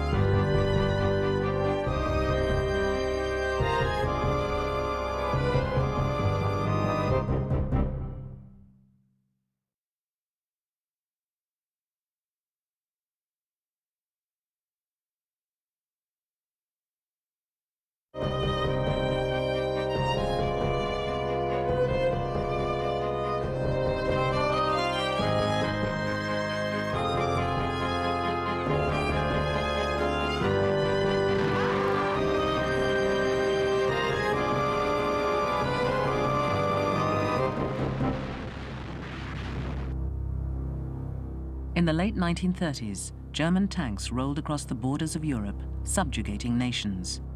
But for years before, the German government had already been systematically oppressing its own citizens. Jews were first discriminated against and then physically attacked. So when war came, although most British soldiers were merely doing their patriotic duty, for some, the Jews, the war was already personal. In 1944, these men got the chance to fight together. Winston Churchill authorized the formation of a new unit, the Jewish Brigade, reasoning that it would give the army a new, highly dedicated fighting force. It would prove to be a double-edged sword. For the first time, as far as I knew, in history, since the Romans, a Jewish fighting force was going to be set up and fight under its own flag. The result was a fighting force that lacked no motivation in taking the war to the enemy. Unlike other units, they knew that they would not survive if captured by the Germans as prisoners of war. Yet they relished every opportunity to take on crack German units. In early 1944, the brigade took part in the long drawn-out battle to oust the Germans from Monte Cassino in Italy. They chased the Germans north and faced a tough test as they attempted to cross the River Senio. Staff Sergeant Mark Hyatt was there.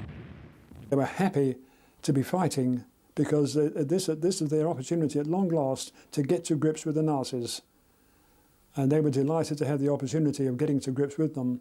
We were facing the 4th Jaeger Division of the German army. And these were among the best troops that the Nazis had. So we knew what we were up against, and they knew who we were, because the prisoners we had taken already knew that the brigade was there within rifle shot almost. So we knew who we were fighting. Certainly they knew. None of our boys were taken prisoner, not one. There might have been a twinge of fear somewhere that if we captured, what happens to us? But happily the question didn't arise. Edmund de Rothschild joined the brigade as a captain. He found himself in a totally novel situation. It was the first time that any guns had been given to any totally Jewish soldiers. My regiment, or my battery, comprised 99% all Jewish. And I had about 50 different countries represented. A new and untried unit usually has to fight for recognition from the rest of the army. But the Jewish brigade was special. We had non-Jewish regular army officers who commanded 2 of our battalions. Colonel Gofton Salmond, Colonel Gash, great friends of the Jewish people. They've sadly now passed on. But having people like that as officers in the brigade enhanced our reputation. And we were very, very respected, very, very respected. I think there was a great deal of sympathy for us because what we had found out of what was going on in Europe had then become common knowledge throughout the army. And I think at that point, the sympathy really began to emerge. And I think it was a quite genuine sympathy for what was going on in Europe and what was happening to our people. But many of the brigade's soldiers also had another agenda. As Zionists, they sought to establish an independent Jewish state in Palestine after the war, an area controlled by the British. Later, this would lead to a serious conflict of loyalties. The brigadier came down, or the general rather, probably, to inspect us. And I flew the Union Jack, and I also flew the Israel flag with a P inside it. And the general, rather angrily asked, said, "What's that flag?" I said, "Sir, that's the battery flag." He allowed it to stand because it had P in it. It wasn't totally an Israeli flag. So that was that. Throughout 1944, the Italian campaign was a long, hard slog as the Allies fought to overrun entrenched German positions. The brigade saw a lot of action.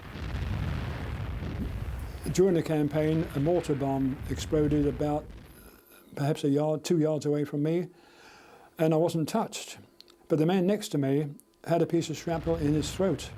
Somebody up there was looking after me, and that mortar bomb missed me completely, but exploded a yard away and almost killed another soldier, and would have killed him had it penetrated just a little further. It was only a hair's breadth away from his windpipe.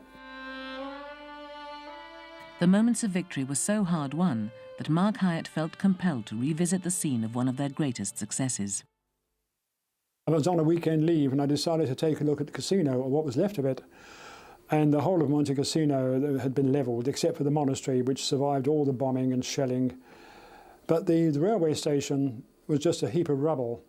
There was one door hanging on one solitary hinge, and somebody had pinned a notice to that door which read, "This establishment is now under new management." With victory came prisoners, and the question of how a Jewish soldier should treat a Nazi prisoner of war. They became an extremely efficient fighting force. And they did capture a few Germans, and they did behave absolutely properly when they surrendered. Len Sannett was a sergeant major in the brigade. I think I could safely say that German soldiers were not very happy by being taken prisoner by members of the Jewish Brigade. They were not used to the idea that somehow or other they were no longer in a position to be able to have authority over Jews. The brigade had various ways of dealing with Nazi prisoners, particularly the SS. Fake court-martial was set up. What happened was this SS man, for example, would be hauled in front of a small group of 6 people, and he would be told it was a court-martial. He was duly sentenced to death, and he was taken out in the courtyard where the guard lined up, and the order to present arms was given. But before the order to fire was given, a motorbike arrived, which said the motorbike was allegedly spoke to the guard commander, who told the prisoner that it was delayed on instructions, and the prisoner was led away. About a third time this happened, he wasn't the arrogant person he was when he started. For many Jewish brigade members, the war was personal, and their flouting of orders was both hard to prevent and easy to understand. The Jewish brigade on its way to Belgium, we went through Austria. We stopped overnight at a lay-by, or staging area we'd call it, just near Innsbruck. A group of our people went into Innsbruck because they happened to come from that part of Austria. They went to a hotel that had been owned by the parents of one of our soldiers, and to his horror, the Nazis were still there, running this hotel. A group of them got hold of these Nazis, gave them, as I understood it later, a good beating up. It didn't go any further than that, although perhaps one might feel that if anybody had a right to be given more punishment, it was them. But it did not go beyond a beating up. But the Nazis, of course, they never got back to the hotel again. Some Germans were shot out of hand. A patrol was sent out one night to bring in some prisoners, because they were always our prime source of intelligence. The patrol was warned by the patrol commander. You've got to take prisoners. They are not to be ill-treated. They've got to be given the same rights and privileges under the Geneva Convention as you yourselves would expect if you were taken prisoner. At that point, one of these soldiers said, my mother was I recall my mother being made to scrub the streets in Vienna. I mean, the Jewish community was so humiliated and degraded. And he was so incensed by what had happened to his mother that he said, I have come here to kill Germans. Now, at that point, one felt, who am I to pass judgment or to tell this man how to behave?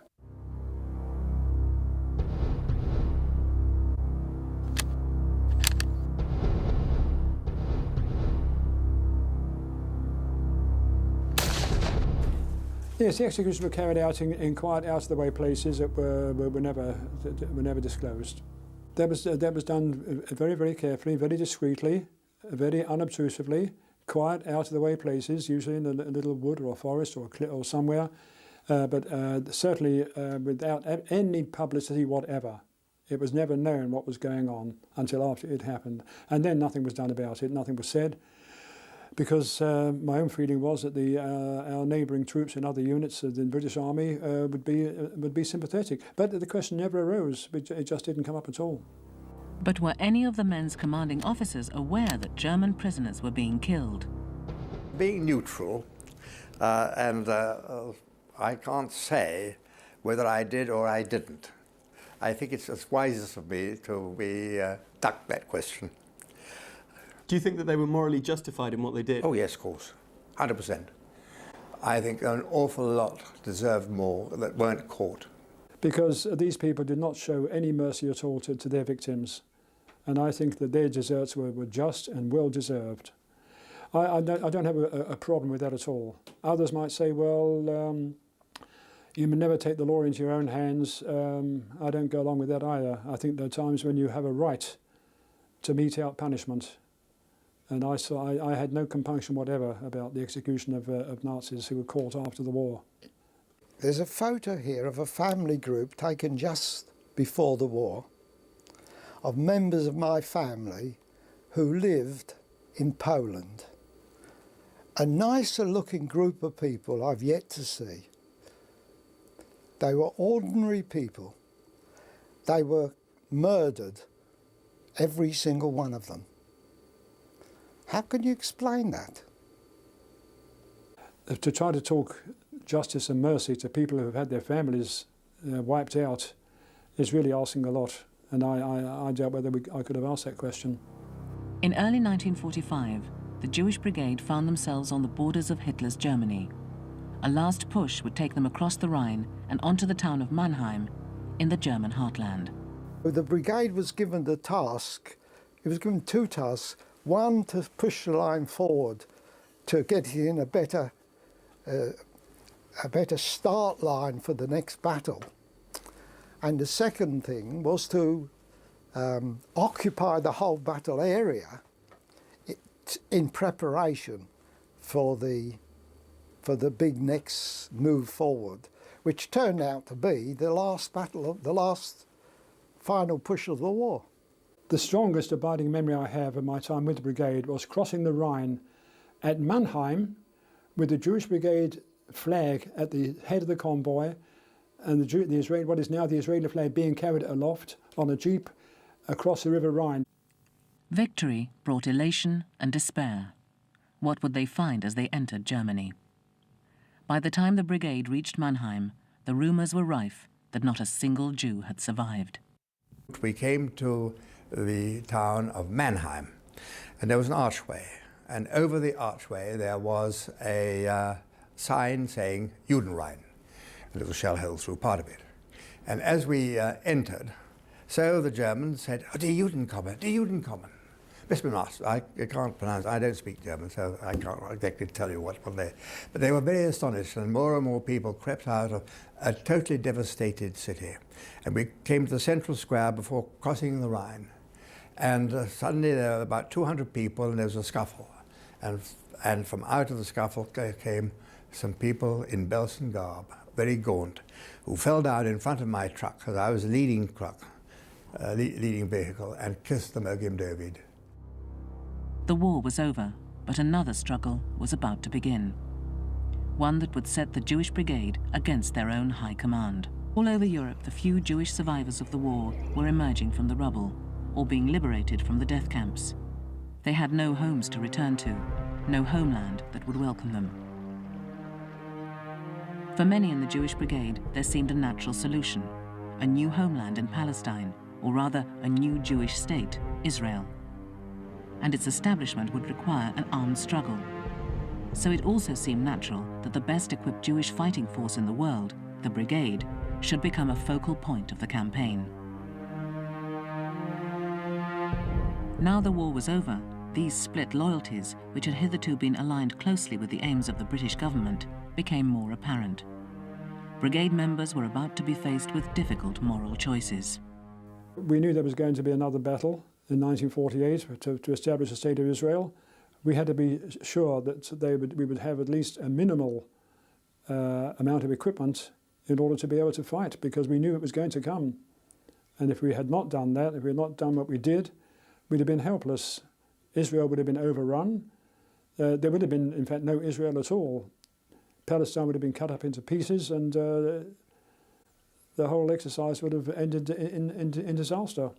So we just had to take these risks.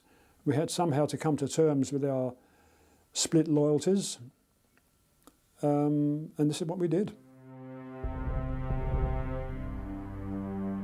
In the beginning, the British authorities were sympathetic to any help that could be given to ease the plight of the refugees. I remember when Field Marshal Alexander himself, when he came to the brigade, he inspected the brigade, and he said to Brigadier Benjamin that he has every sympathy with anything that we did to help any of the Jewish people that had been saved from the Holocaust. And that the only thing was, he said, that anything you do, just do it quietly. He said, do it unofficially, and you have my blessing. What the brigade was doing unofficially was using its own vehicles and rations to give immediate help to the Jewish refugees. I was reporting at the time to Major Jackson, and he picked up on a food consignment, as I recall. It was being redirected, and he asked, "Where is this going?" And I said, slightly facetiously, I said, "Oh, it's going to a better home." Documents, for some odd reason, suddenly grew legs and walked out of the office. That was one that got away. Absolutely, you know, my eyes were closed to it. Knew it, but I didn't see it. They knew, but they also knew why it was happening. And that, in fact, provided the if you like, the key. This is really what got things going, knowing that they understood and they themselves were willing to take chances on it. But the dream, a new Jewish state of Israel, required more. It meant refugees had to be physically transported to Palestine, and its fighters had to be armed. The Jewish Brigade could help with both, but it meant bending some rules and breaking others. Len Sannett, who was in charge of vehicle maintenance, devised a way of borrowing trucks from the army.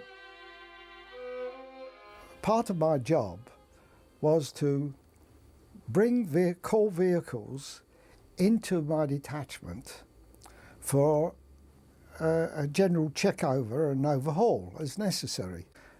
And instead of spending a few days doing the necessary checking and repairing, we did a blitz job on 1 or 2 lorries that were needed, got it okay, and then said to the driver, "You're going to go off and do a special job with some refugees." I was suddenly stopped by military police, and they saw the civilians, and they said to me that I was breaking army regulation by carrying civilians. I said, well, I was only giving people a lift, no great harm in that. Anyway, they said it would have to be reported. I said, fine, report it. Things could be slightly adjusted. Perhaps manipulated is the wrong word, adjusted. So I had that kind of authority because I had junior ranks who reported to me. And so I was responsible for their conduct and their behaviour. And I made full use of that authority. The risk was there all the time. These were conscious risks that we had to take. They were calculated risks. We had to weigh up all the implications of what we were doing, how we were doing it, why we were doing it, what effect this might have on public opinion if it got out as to what we were up to. And having taken all those things into account, we went ahead and did what we felt to be right. They were determined that they were going to win, and win also for what they believed in, which was to help the people get to Israel, if it was possible. There was nowhere else for us to turn. We just had to do what we did, because this was the only way we were going to get our brothers and sisters and parents out of Europe into safety. And against that overriding need, whatever we did was justified. For some brigade members, this justified extending their smuggling operations. The new Jewish state would need not just supplies and refugees from Europe, but also arms for the guerrilla war to come. However, in the late 1940s, Palestine was being policed by British troops. And these smuggled weapons, intended for the war against the Arabs, might also be turned against fellow British soldiers.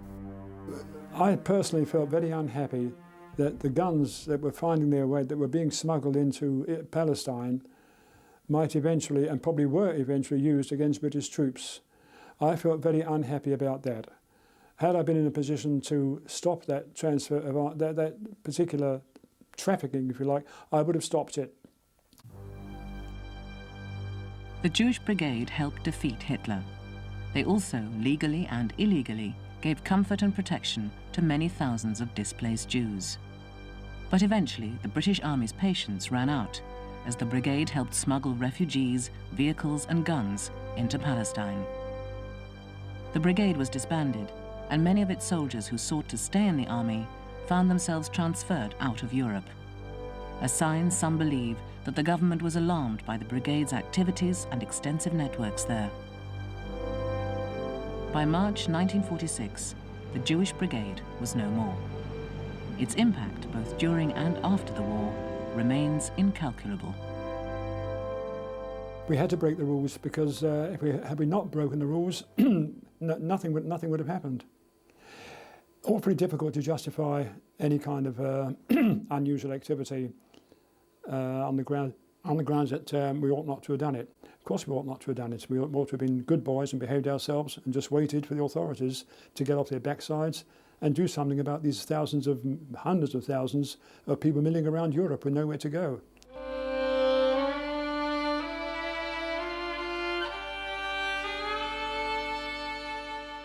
We did what had to be done, and it had to be done, so we did it.